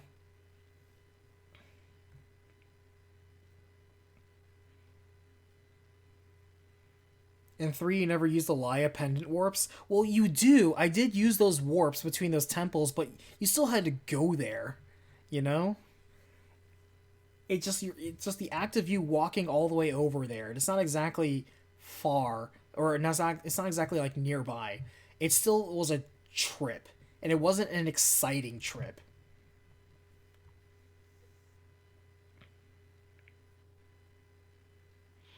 Three's battle music would change depending on how you were doing. That's true. Like if you were winning or losing, the music would change, and the overall theme also built as you had more party members. So like if it was just you by yourself, you had a very simple beat, and then it grew and added more instruments and melodies and harmonies when you had 3, 4, 5 characters, and that was very cool. I like that. That's definitely part of the experience.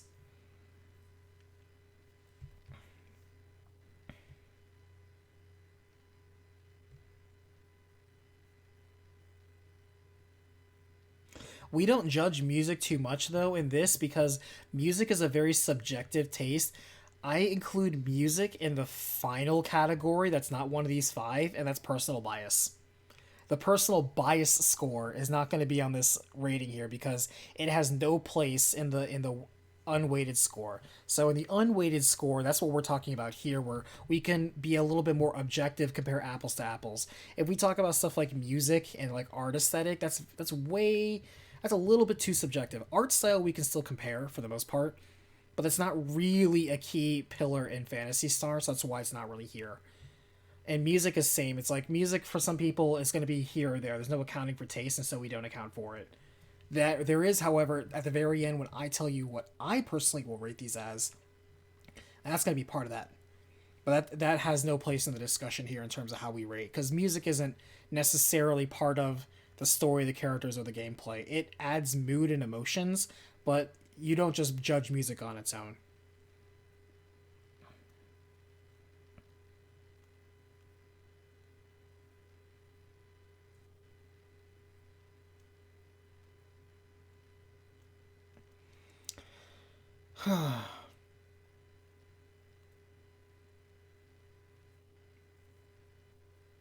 Trying to think if I would rate 1 over 4. Like, a litmus test would be like if it came down to it, if you put 2 or like 1, 2, 3, and 4 in front of me, be like, you have to play these games again right now. I almost want to pick 1 because it's the shortest. You can finish 1 in like an hour or 2 if you know what you're doing. That's not so true. I think it was like 4 or 5 hours probably. I'm sure, speed running aside, speedrunners are a different breed. I hate when people talk about speedrunners like that's the average. Like, oh, speedrunner beat this game in 30 minutes, so it's a 30-minute long game. That is not the average length of that game. You check yourself. Shut up.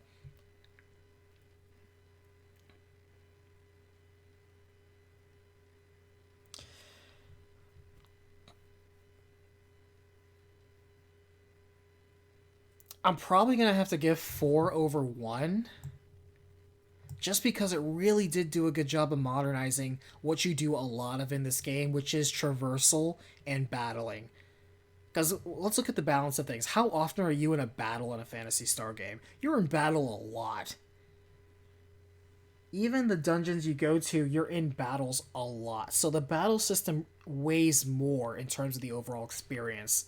And from that perspective, even though Phantasy Star 1, in my opinion, had more interesting or creative implementations of quests and environments and dungeons than 4 did, 4 was a bit more streamlined, I would say. It did what a lot of popular games were already doing. It didn't really push the needle or venture too much outside the safe zone. However, it really did do a good job with what you do the most of, which is combat. And so I'm going to probably give the edge to 4 over 1 in terms of the gameplay. Which leaves us with 2 and 3.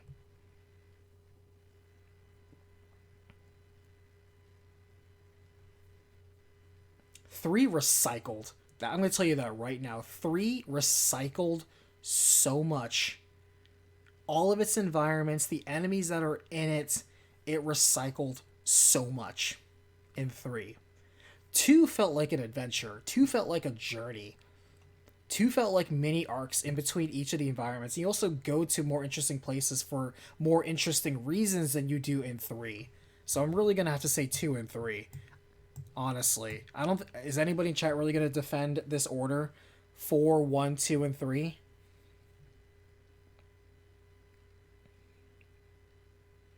What do you think about that? 4, 1, 2, and 3, chat. Am I crazy? Think about it. Exploration, traversal, dungeoneering, and most importantly, combat. The flow, the combat encounters themselves, the creativity with it, the usability of it. Like, you guys especially, like Ryan and Jeff and Gene, who know this a lot better than I do. What do you guys think? Ryan says, yeah, 4, 1, 2, 3.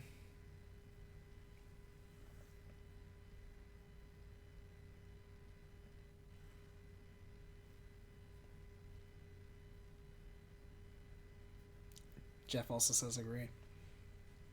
Anyone else feel free to chime too. I know I'm calling out some of you guys, but I can see the experts are being vocal, and so I can only defer to their console.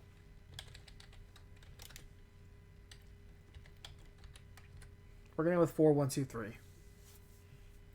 Alright, theming. This, by the way, is why I don't do conventional reviews. Because I like thinking and analyzing things about more than just, well, let's just put a big old number on it. No. That one number does not tell the whole story. Every game is important for different reasons that matter for different purposes and different takeaways for different people, you know?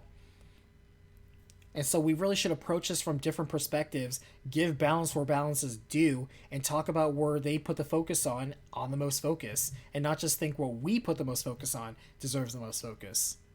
It's not necessarily about what you like the most. You can not like something but still understand that what they presented and what they set out to do was accomplished in an effective or ineffective way.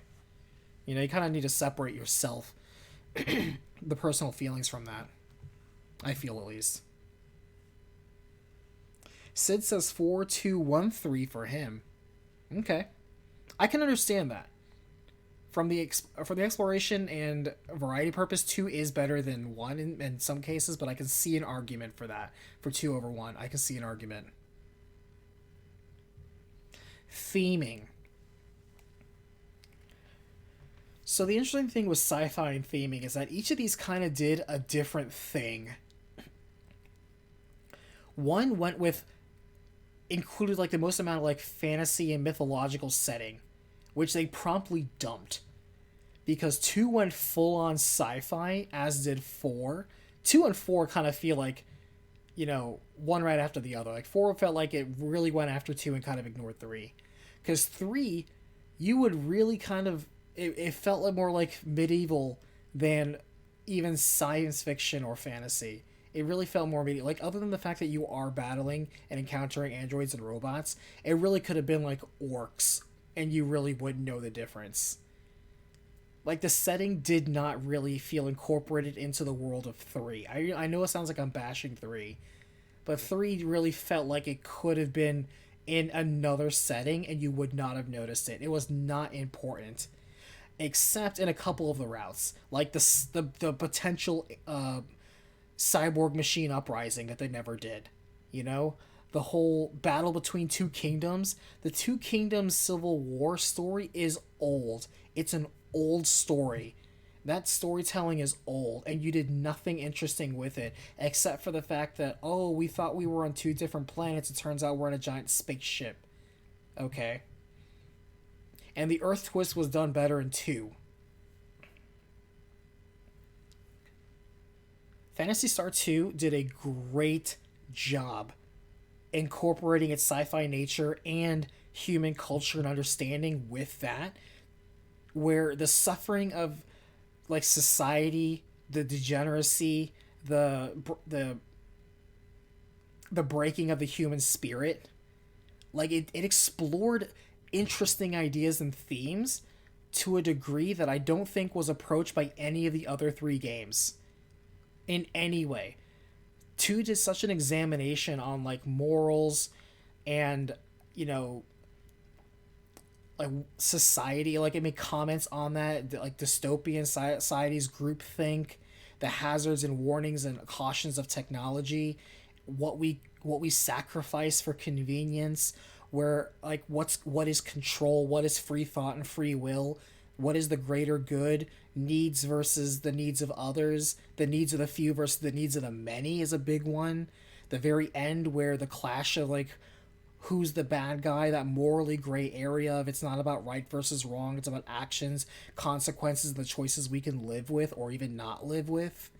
You know, inevitability, doom, and what you do when you know it. Like it explored a lot of things writing wise. I really have to give 2 a lot of credit for a lot of the theming that it did with that. Like I'm trying to think like even 4 expanded the world lore, and while that's a really fascinating thing, it also kind of did what was already done, which is here's an ancient evil, we seal it, the seal's broken, it comes out. It's like Dracula, you know, in Castlevania, it comes out every 100 years, more or less. And then we just gotta beat him down. We can't beat him, but we can just kind of like put him away in the ground for a little bit, and then, you know, he's somebody else's problem 1,000 years from now. Like that felt like very video gamey. You know, like that sort of storytelling isn't particularly interesting. That sort of destiny fighting, you know, just delaying the inevitable. And yeah, we find the root cause of this evil, and it answers a lot of questions about the lore of the legacy of the franchise. That was what was more important in 4. It was about lore. 4 is a very lore-heavy game. And it's pretty good lore for Phantasy Star. It's a shame from what you guys tell me that they don't work any of that into the later games like Universe and Online. It's a shame they don't do that. Or apparently, what is this? Idola and Nova and whatever else this other stuff is, Portable. It's a shame they don't incorporate any of this lore, because you have a giant world setting right here. There's so much stuff built. You do you do nothing with this? What are you, Netflix?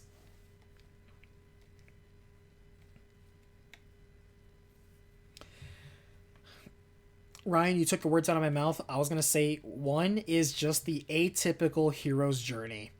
We've seen it a million times. It's the hero's journey. You have the immediate conflict. You have the trauma that drives you from your homeland of comfort. You gather allies. You gain amazing power. You win, and then you become king or queen in this case, and that's it. Story ends. It is a very classical tale. A very safe tale. It's a tale that's still told today from many RPGs and adventures. We still see that. It's nothing wrong with it, you know? There's nothing wrong with that at all. It's simply about execution. But it's not fundamentally interesting. It's a story you can see anywhere. It's very generic in its story.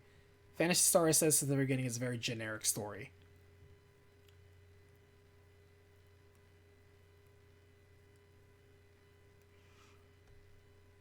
I'm trying to think if 4 had any interesting or thought-provoking themes, twists, besides like, Dark Force isn't what you thought it was. It's actually more Dark Force. It's like, okay. And the planets, and like the whole setup for 2 is actually the setup for 4, where it's like, these planets are actually giant seals. Like, I don't know. Like, that's interesting in the moment, but you can't really discuss it beyond the game. It doesn't really elevate the point of conversation in an interesting or thought-provoking manner. Not that that's a bad thing. It was a fun game. I don't think it was setting out to be anything profound. But when we talk about like the incorporation of the theming, I feel Phantasy Star sets itself apart by exploring some of these things, you know? Like even 3 kind of explored a couple of potentially interesting things such as the whole illusion of society and where it was structured. I know I was just bashing on 3 and here I am talking about the good part. We talk about both sides. It has stuff to it. People like 3, don't worry, I got your back.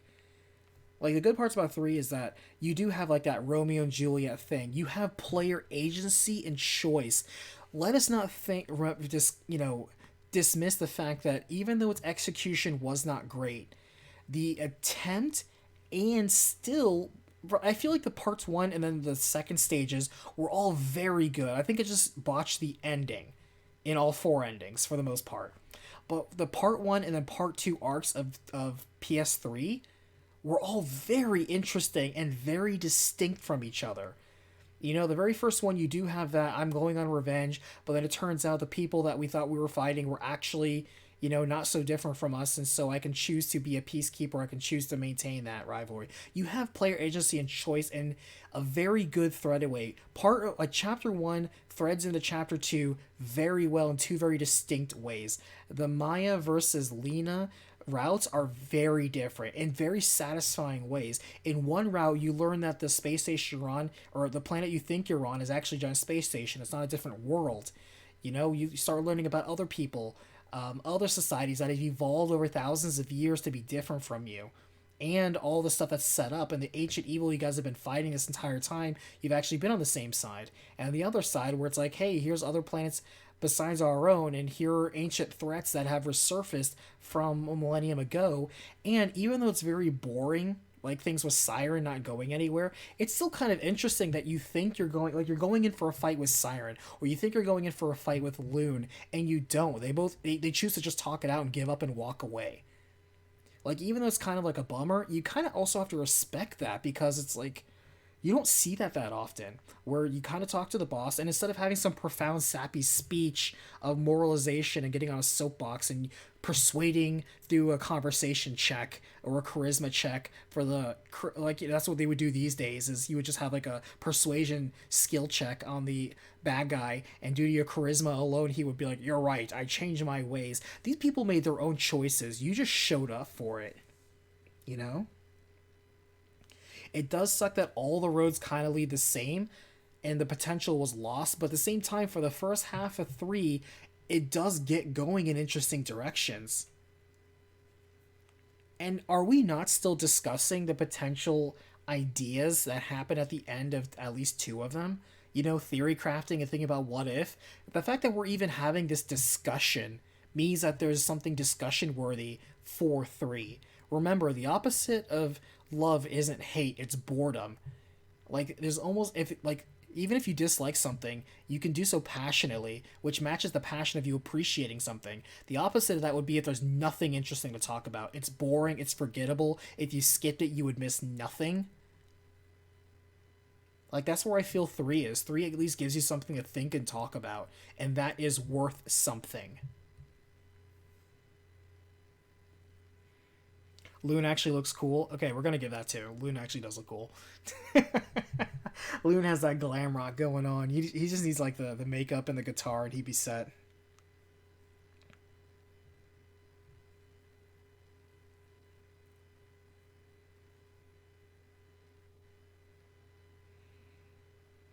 Alice's daughter changes depending on your path. Isn't it always Kara?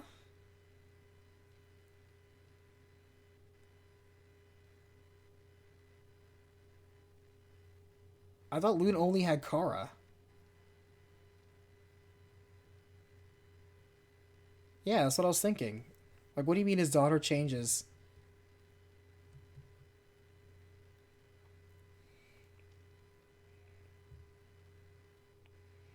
Whether it's princess or warrior Kara. I mean, why not both, right? She can be warrior princess. She is a warrior princess in most of them. 3 also took that potential interesting thing where it's like it didn't directly try to compete with 2.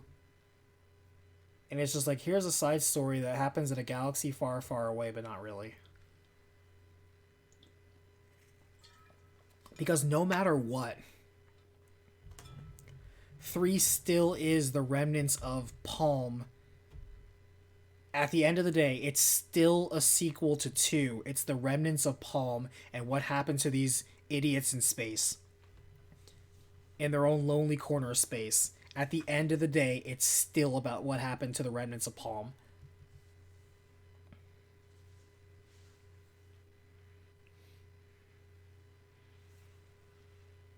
So for theming, I'm kind of going to give 3 a good boot. And then maybe 4 and then 1. Not to dump on 1, but 1, you really were just quite simple. You didn't necessarily mean like in a bad way. I mean, like it's just simple and didn't really go anywhere. It got the job done and that's it.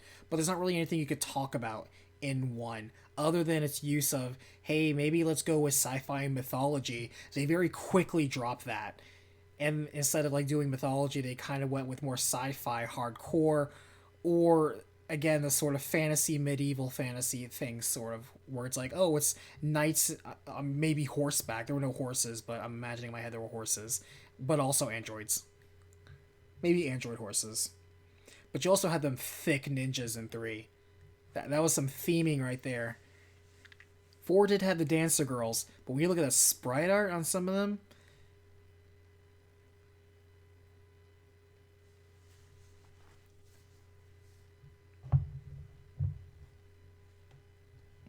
the weird heads, or like that. Okay, if we're gonna talk about graphics and aesthetics, 3 had the weirdest effing enemy sprites. It's just like, what are these designs? It's like, here's a brick wall with eyeballs on it. Here's a giant buff dude with a square box on his head. Like, here's a giant floating general man. Here's like here's a ninja girl with a huge ass that's barely covered. And it's just like, what on earth are these? Here's like a thing that looks like Edie, what is it, 209 from RoboCop. And it's just like, what is up with these designs? These are all over the place. There was no artistic cohesion, shall we say, in 3. 3 was all over the place. There were some crazy ass art designers on that team. Good sprite art though. Like, I can only compliment the sprite art throughout the series in terms of the enemy sprites.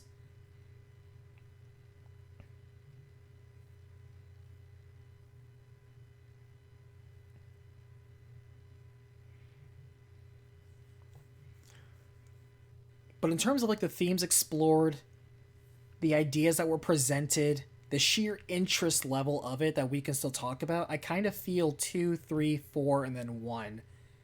How do you feel? I know theming is a bit nebulous, but I mean, I put my reasons forward on why I feel each of them stay where they are. But by all means, if anybody has any ideas or alternative thoughts in terms of where they would place things or things that maybe I didn't consider, I know now's the time to say something.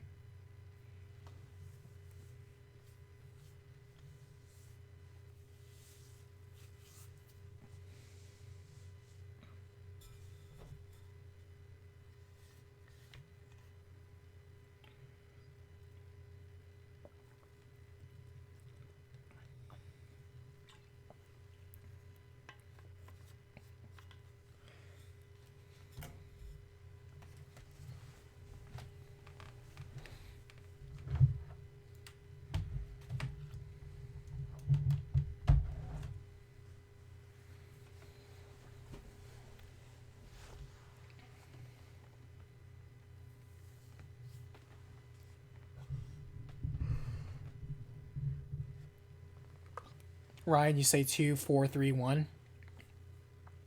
I know you said earlier that you feel 3 is a mess, but I think 3 would be perceived as BioWare from 10 years ago if it was made in today's day and age. If it was made today using the BioWare of 10 years ago, that's where 3 would be, and it would probably be doing pretty well. It would be like KOTOR, it would be like Dragon Age, it would be like Mass Effect, where you do have these threading paths that really do kind of determine the path with which you take the game, but it's interesting nonetheless, even though if you kind of take a step back and look at it, you only have the illusion of choice. You're not actually making different choices in a significant way. It's just you make these small choices that are parroted back to you, and it feels good because it feels like the game is considering your opinions and your choices. It feels like your quote unquote choices matter, even though it kind of doesn't. Which, by the way, always bothers me. I used to be a really huge Mass Effect fan, and it always bothered me that people are like, man, I hate that all your choices just kind of end up in the same area. It's always been like that. You're telling me you never noticed that in 1, or you never noticed that in 2, but somehow you notice it for 3? Amazing. I can't tell you how often that annoys me. It's like, so clearly you weren't paying attention in 2 or 1, that none of your choices actually mattered. But in 3, when your choices didn't really matter, that's when you get upset. Amazing.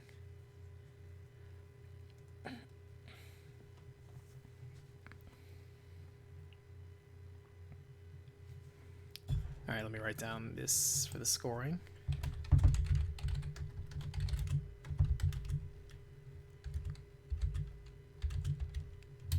All right, last one, and this will be an easy one, I think. Planets.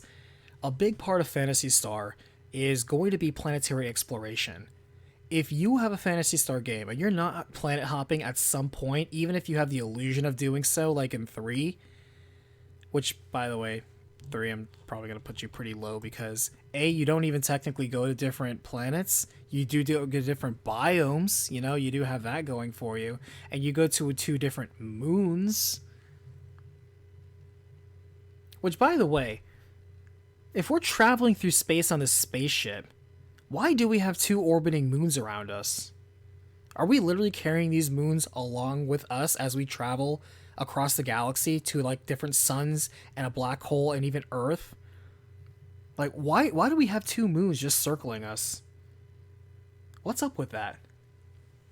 And we do tag them because we have gems that directly control them for how they interact with, like, their lunar cycle and their, like, ebb and flow and gravitational pull. So those planets, or those satellites as they call them, moons, we pull them with us. Why? What's up with that? A spaceship could classify as a rogue planet in a way. I mean, sure, given how huge the Alyssa 3 is intended to be, it basically is like massive continent-sized biomes, like it's implied. So it is possible that it's so big it has its own gravitational pull. You're right, but either way, it does have subsystems there to tether to these moons. Kind of weird. Like, why would you make those systems for the Alyssa 3 but not, like, I don't know, the Palm? It'd be funny if the Palm showed up and it also had 2 moons. I think that would be funny. I just not realized that. It's like weird.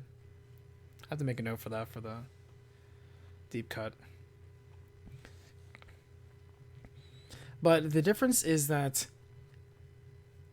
a lot of the environments in 2 actually does this too as well. And actually 1 does it as well. So when you're on the overworld, sure, you have a difference in environment, and other than the scale of the enemies that are there, there's no difference in these planets.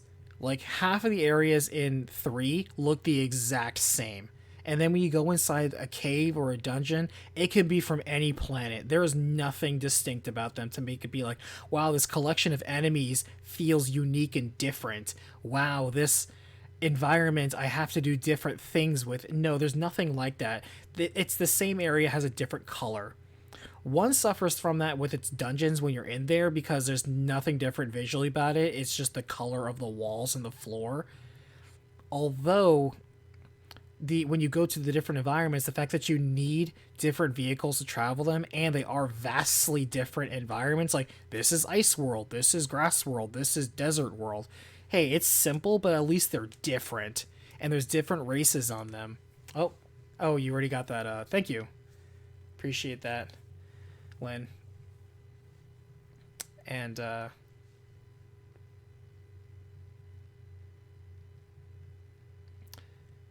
think the problem is that they don't explore Neopalm enough. They don't explore Neopalm at all. It blows up in 2 of these endings. It just shows up for the revelation of, there's another one. Oh, you know what would have been a really cool thing? If Dark Force, just like he did in 4, he was pretending to be a dude to help you if he did the same thing. Like, what was the name of that? Arakio's brother, like Ricolis or something like that. I don't know. Reikavin, ricotta cheese. I don't know. That dude. Arakio's twin brother, if he was actually when like he was possessed by Dark Force, was kind of like an influence on your party and one of them, like trying to wreck the kingdom from his side, or he was the saboteur, not just tricking the grandfathers and other sires to open the paths, but he was a bit more. He had a bit more agency in terms of being an antagonist. That would have been a lot more interesting. Rulakir was his name.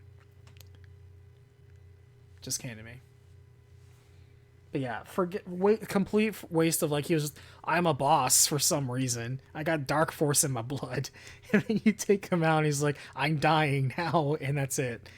Like whatever. It's such a waste. But 3 did not do a good job with its sense of exploration.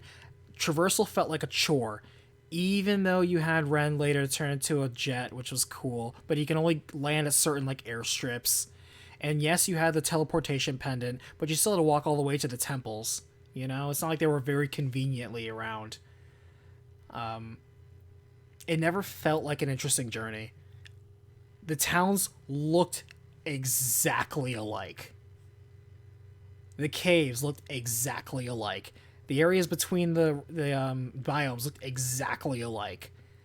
I couldn't even tell the difference between Elysium and Dragonia. They looked the exact same. Like the city of Lashute they use the same exact templates as like the buildings on the satellites. It's like it's not visually interesting or different enough.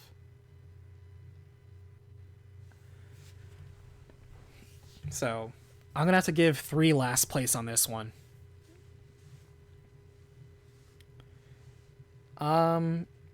And that kind of leaves 1, 2, and 4, where I feel all of them did a good job in terms of making like, okay, we got different planets to go to, and we're going there. 2, you went to a lot of different places, I felt, and the usage of the vehicles was good too. You even went off the planets for a little bit. You went on like a prison satellite, like thematically, that's pretty cool. You got to see a planet blow up.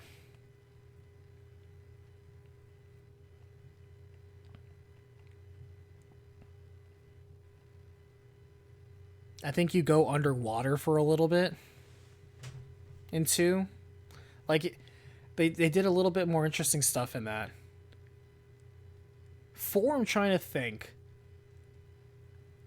Like, 4 did a more visually interesting job in terms of detailing the different planets you were on. And the reasons you were going there were more important. And, like, the final few areas were pretty cool. Not gonna lie. I'm not gonna lie. It really feels like it's between 2 and 4 for top spot here. Help me out here, chat. 2 and 4. Like, they both did such a really good job of having diverse locations that were interesting and story relevant. And they also did, like, a good job of making the exploration kind of feel a little bit more interesting between the vehicles, which I feel is a good part of the exploration. Like, Phantasy Star doesn't have, like, oh, well, here's, like, a car. Like, all of them had multiple vehicles. And I don't know why, but even though the vehicle's just a glorified, like, sprite also exploring the overworld, it still feels and looks cool. You know?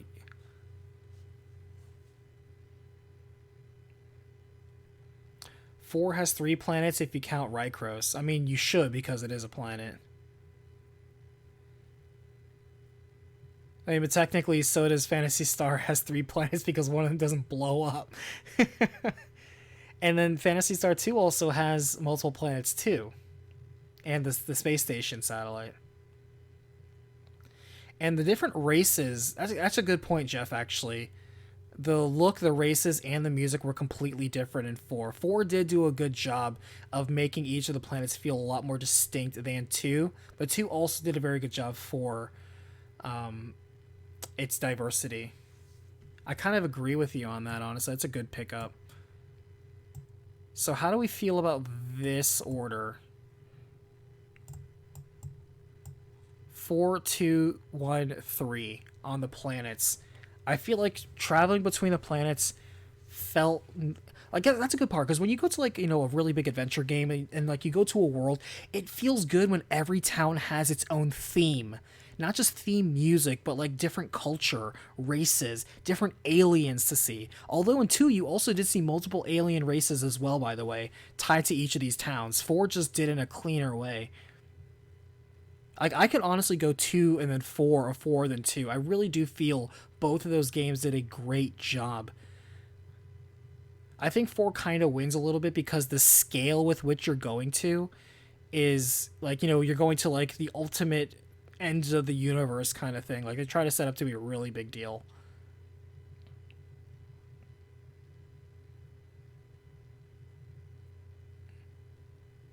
I feel I can live with that. I feel I can live with 4, 2, 1, 3.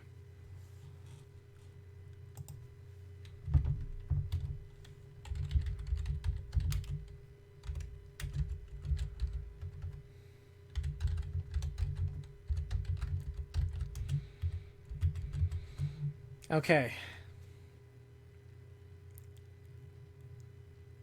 Yeah. See, like, we've been here for like 3 hours. Like, that's the discussion, which is pretty good timing, honestly. And you would think, like, these 4 games, like, how much can you really talk about it? We can talk a lot. We can even talk more, to be honest with you.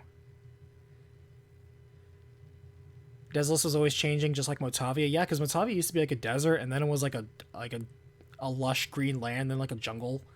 So, terraforming, baby. It's like magic. Alright, let's see. We got 1 plus 2 is 3.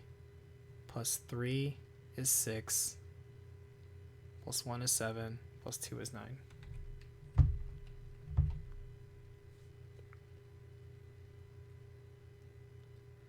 2 is 3. Plus 3 is 6.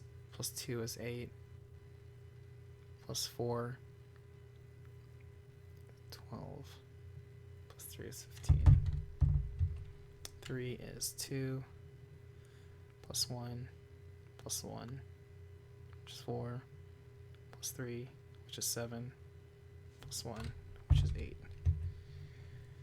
And then 4 is 4 plus 4 plus 4, which is 12. Plus 2. Plus another 4, which makes it 18. Okay. So, totaling it up, the unweighted score for Phantasy Star, based on the 5 pillars of story, characterization, gameplay, theming, and planets, our final scores are Phantasy Star 1, 9 points. Phantasy Star 2, 15 points. Phantasy Star 3, 8 points. And Phantasy Star 4, 18 points. Ranking it 4, then 2, then 1, then 3. And a pretty fair gap, too. 4 with 18 points, 2 with 15 points, 1 with 9 points, and 3 with 8 points. I mean, a lot of it was, like, between these two is a lot of ambitious ideas and just kind of whatever on the execution. And these two had a really good formula that, honestly, there were a lot of shared ideas between these two. 4 felt like a really tight sequel to 2 and improved and refined it in many ways.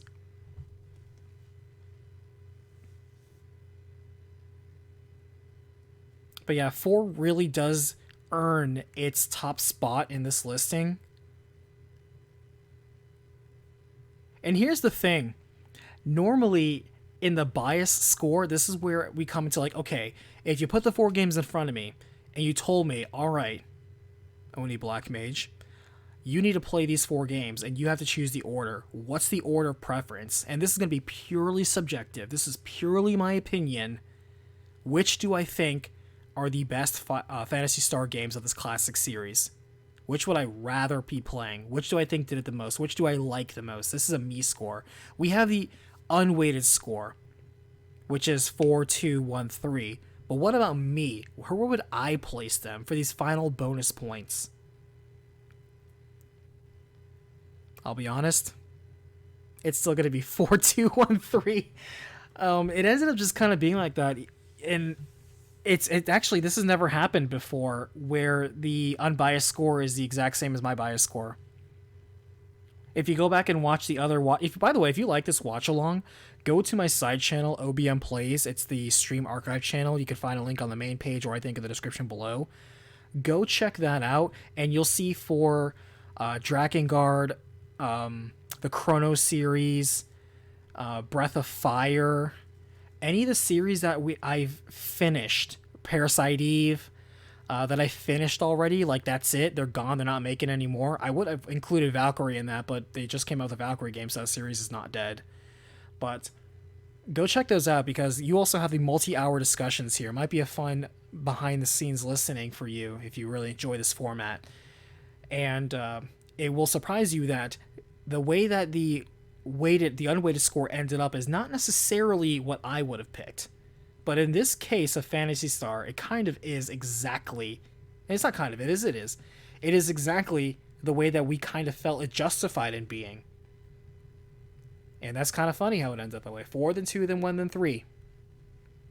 How do you feel, chat? Bias. Ryan says 4-2-1-3. Jeff, you'll say 4-2-1-3. 100 servings, which, by the way, man, I know you said you might not be able to make it, which don't worry, the replay will still be posted up anyway. I got your back. As much as I dislike PSO for eliminating the storyline, Phantasy Star really went out with a bang, and honestly, I agree. It started with such interesting innovation, really forward-thinking ahead of its time, and ended up on a really solid game, so it's a shame that it died.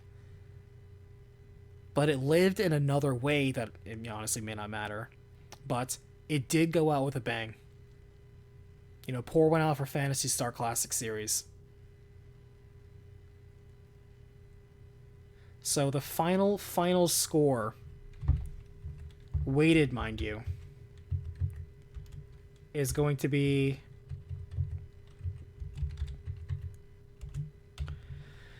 Phantasy Star 4 at 22 points.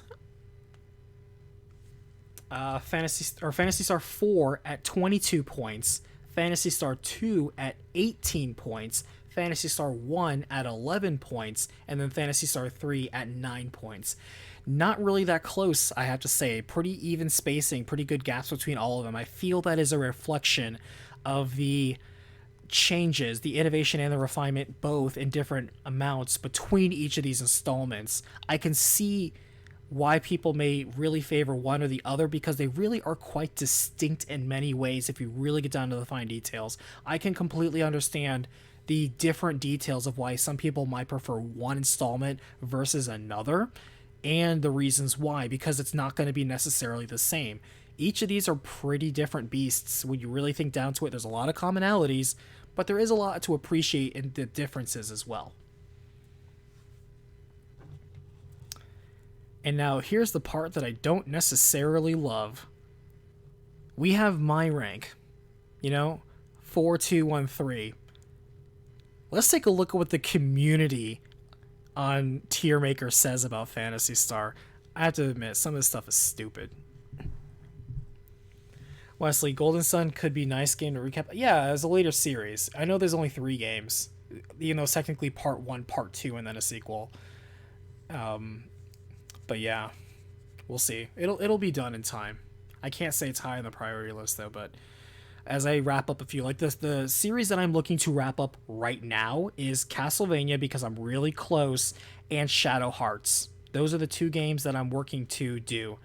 Even though we do have a slight interruption with God of War and Final Fantasy, those are the next 2 franchises that I am focused on getting them done, getting them out of the way. And oh boy, I can't wait to do the Castlevania one. That may have to be like a day stream for how early we need to get talking about like these 16 games. Jesus. And try to comparing them. Oh my god. And I know for a fact, my personal list will in no way be identical to probably what's going to end up as the unweighted score. That's going to be very spicy. That's going to be a spicy stream.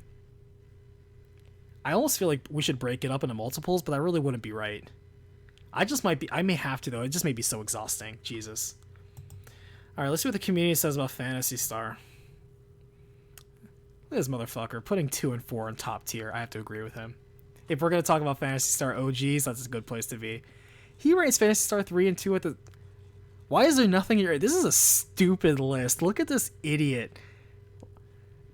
This is like, I like these two, and these not as much. And everything else I either didn't play, so I put at the bottom tier. You idiot. That's not a tier list. That's a what I made time to play list. Whatever. And then this one. Look how stupid. My tier list, I only played 3 Phantasy Star games, and he only played 2, 3, and 4, and he places those as S tier. Literally everything else is bottom tier. These people do not understand what a tier list is. This is dumb. This is why I don't like looking at community contributions. This is what's 1 and 4. Man, at least 4 is like consistently like top rated. I think a lot of people, I guess that is the community approach, even if it's a very small sample size, of really saying 4 is top tier. I would agree. This person, I mean, it's not a bell curve, but it's something. It's a curve at least. It's not an L curve. It is kind of an L though. This is definitely an L. But they would place 1 as much as 4? I don't know about that, Chief. I really don't know about that. 1 on the same footing as 4. I think you're wearing some thick nostalgia goggles. As thick as that ninja girl's ass.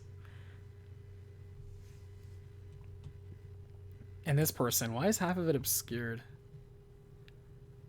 Okay, I can at least respect this for being something like a bell curve. That means they at least put some thought into this, so I will give you a point on it. A tier rating needs to be a bell curve.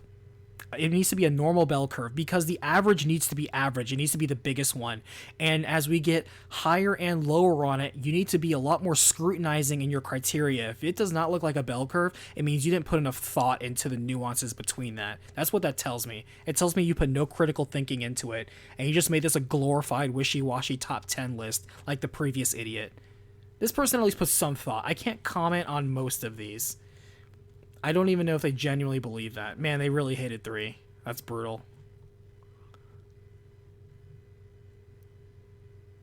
But they really like 2 and 4. I can at least agree with that. I guess they really like PSO1. The Phantasy Star 1 re-release on Switch is good, says 100 servings. There's an integrated map, lots of difficulty options, and a mode that boosts money and XP to limit grinding. Highly recommend. Oh, that's another thing.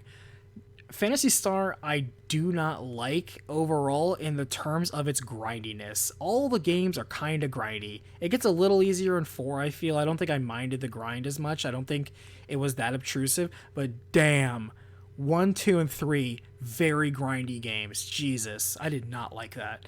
So the fact that they at least reduced that in the remasters and re-releases, that's good. I'm glad the ports cut down that grindiness. Because, man, that was something that was in Breath of Fire as well. Just too much grinding. Like, stop it. That's all I can say. That's something I do not miss in the old school way of like, we need to pad out game time, so let's just have really, really dense enemy like encounters. Let's do that. Let's see, what's the other one? Because I chose this one. This is like another one. This one I didn't choose because... No, I did choose this one. What's the other one? Maybe this one. Yeah, this one I didn't choose because I'm like, a lot of these are re-releases. Like, this is the re-release over there on the Game Boy that I was thinking of. Because I remember seeing this. This is when I first think of Phantasy Star, this is the one I first saw before I learned it was on the Genesis. Because, again, I didn't have a Genesis or a Master System growing up. So I didn't think of that. And I wonder how many people, like, worked on that one. This guy actually made a well-thought-out tier list. Look at this. Look at this nice curve. See, when people ask me, are you an ass or a tits man? And I say, nah, it's all about the curves. You have the balance, baby. It's all about balance.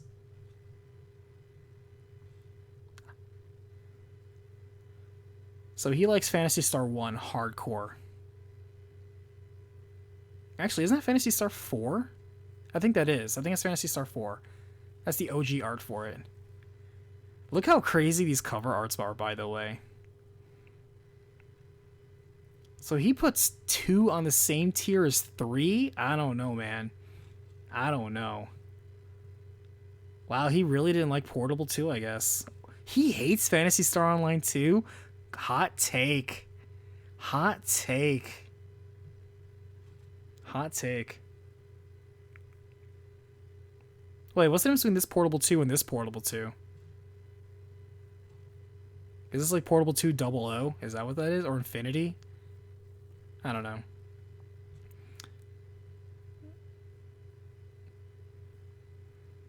I actually have Universe. I think. I think I actually own this. I think I have it on either the GameCube or the Xbox. I don't remember.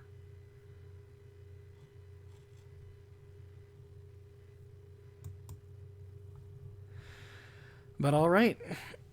Or Feet says Servings. Hey man, I respect it. We don't kink shame here.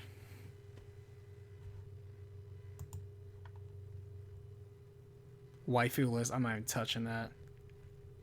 Every single Phantasy Star game ever. Let's see if that's true. I don't know. This has less than the other one. And nobody bothered it. Sad. All right. I guess, am I gay? What is up with this? Tearbreaker, are you gay? I like how I search Phantasy Star and it pulls up Star Wars. I do not even want to look at these lists between Star Wars movie and TV shows. I get the feeling, why are there so many of us? I feel like I'm going to get so much cringe. So much cringe in these lists. I can smell it from here. But all right, chat. That's about it for tonight. I'm going to go ahead and, because we can discuss Star Wars if we really want to get super nerdy, but that's a discussion for another day. I've kept you guys up long enough, and I thank many of you for joining me on this. I really do love the opportunities of having the watch-alongs, because not only is it a chance to just talk to you guys more often, which I think is a lot more fun and a lot more interesting than me just doing some boring video recording, game testing, even though I do like rating, and playing video games, which is still fun to hang out, like we're hanging out on the couch, but to me, having a conversation is a lot more interesting, especially since I got a chance to meet some of you in a much more interesting way. Like, we get to talk about something that you're more interested in, and I'm a bit more of a novice in. So, to me, I learned a lot. So, even if some of you go back to lurking, I still appreciate you taking time out of your day to come in here. Lynn, thank you so much for being a wonderful bot killer.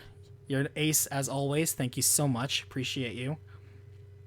And I really do hope that everyone here, if you haven't watched the recaps, please give them a quick look-see. I know we looked at them here when I was blabbing over it, but it helps me out. If you know people that also can benefit from seeing it, please share it. Sharing is the number one way that it gets seen.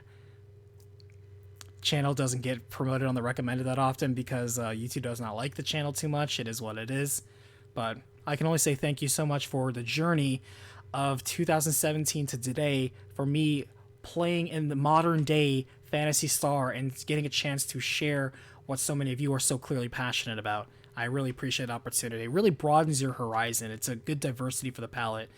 It's very unhealthy if all you do is just play, I don't know, just the very popular ones. Like, I only play Square Enix RPGs. Like, oh, I know people that are like that, and that is, they have a very myopic worldview on video games. Let's be polite and say it that way. All right. Jeff, for the Nier Automata fans, the anime comes out 7th of next month. Oh, man. I forgot about that. Thanks for the reminder. All right. Thank you so much, everyone, for coming and watching. I will catch you guys on the next battlefield.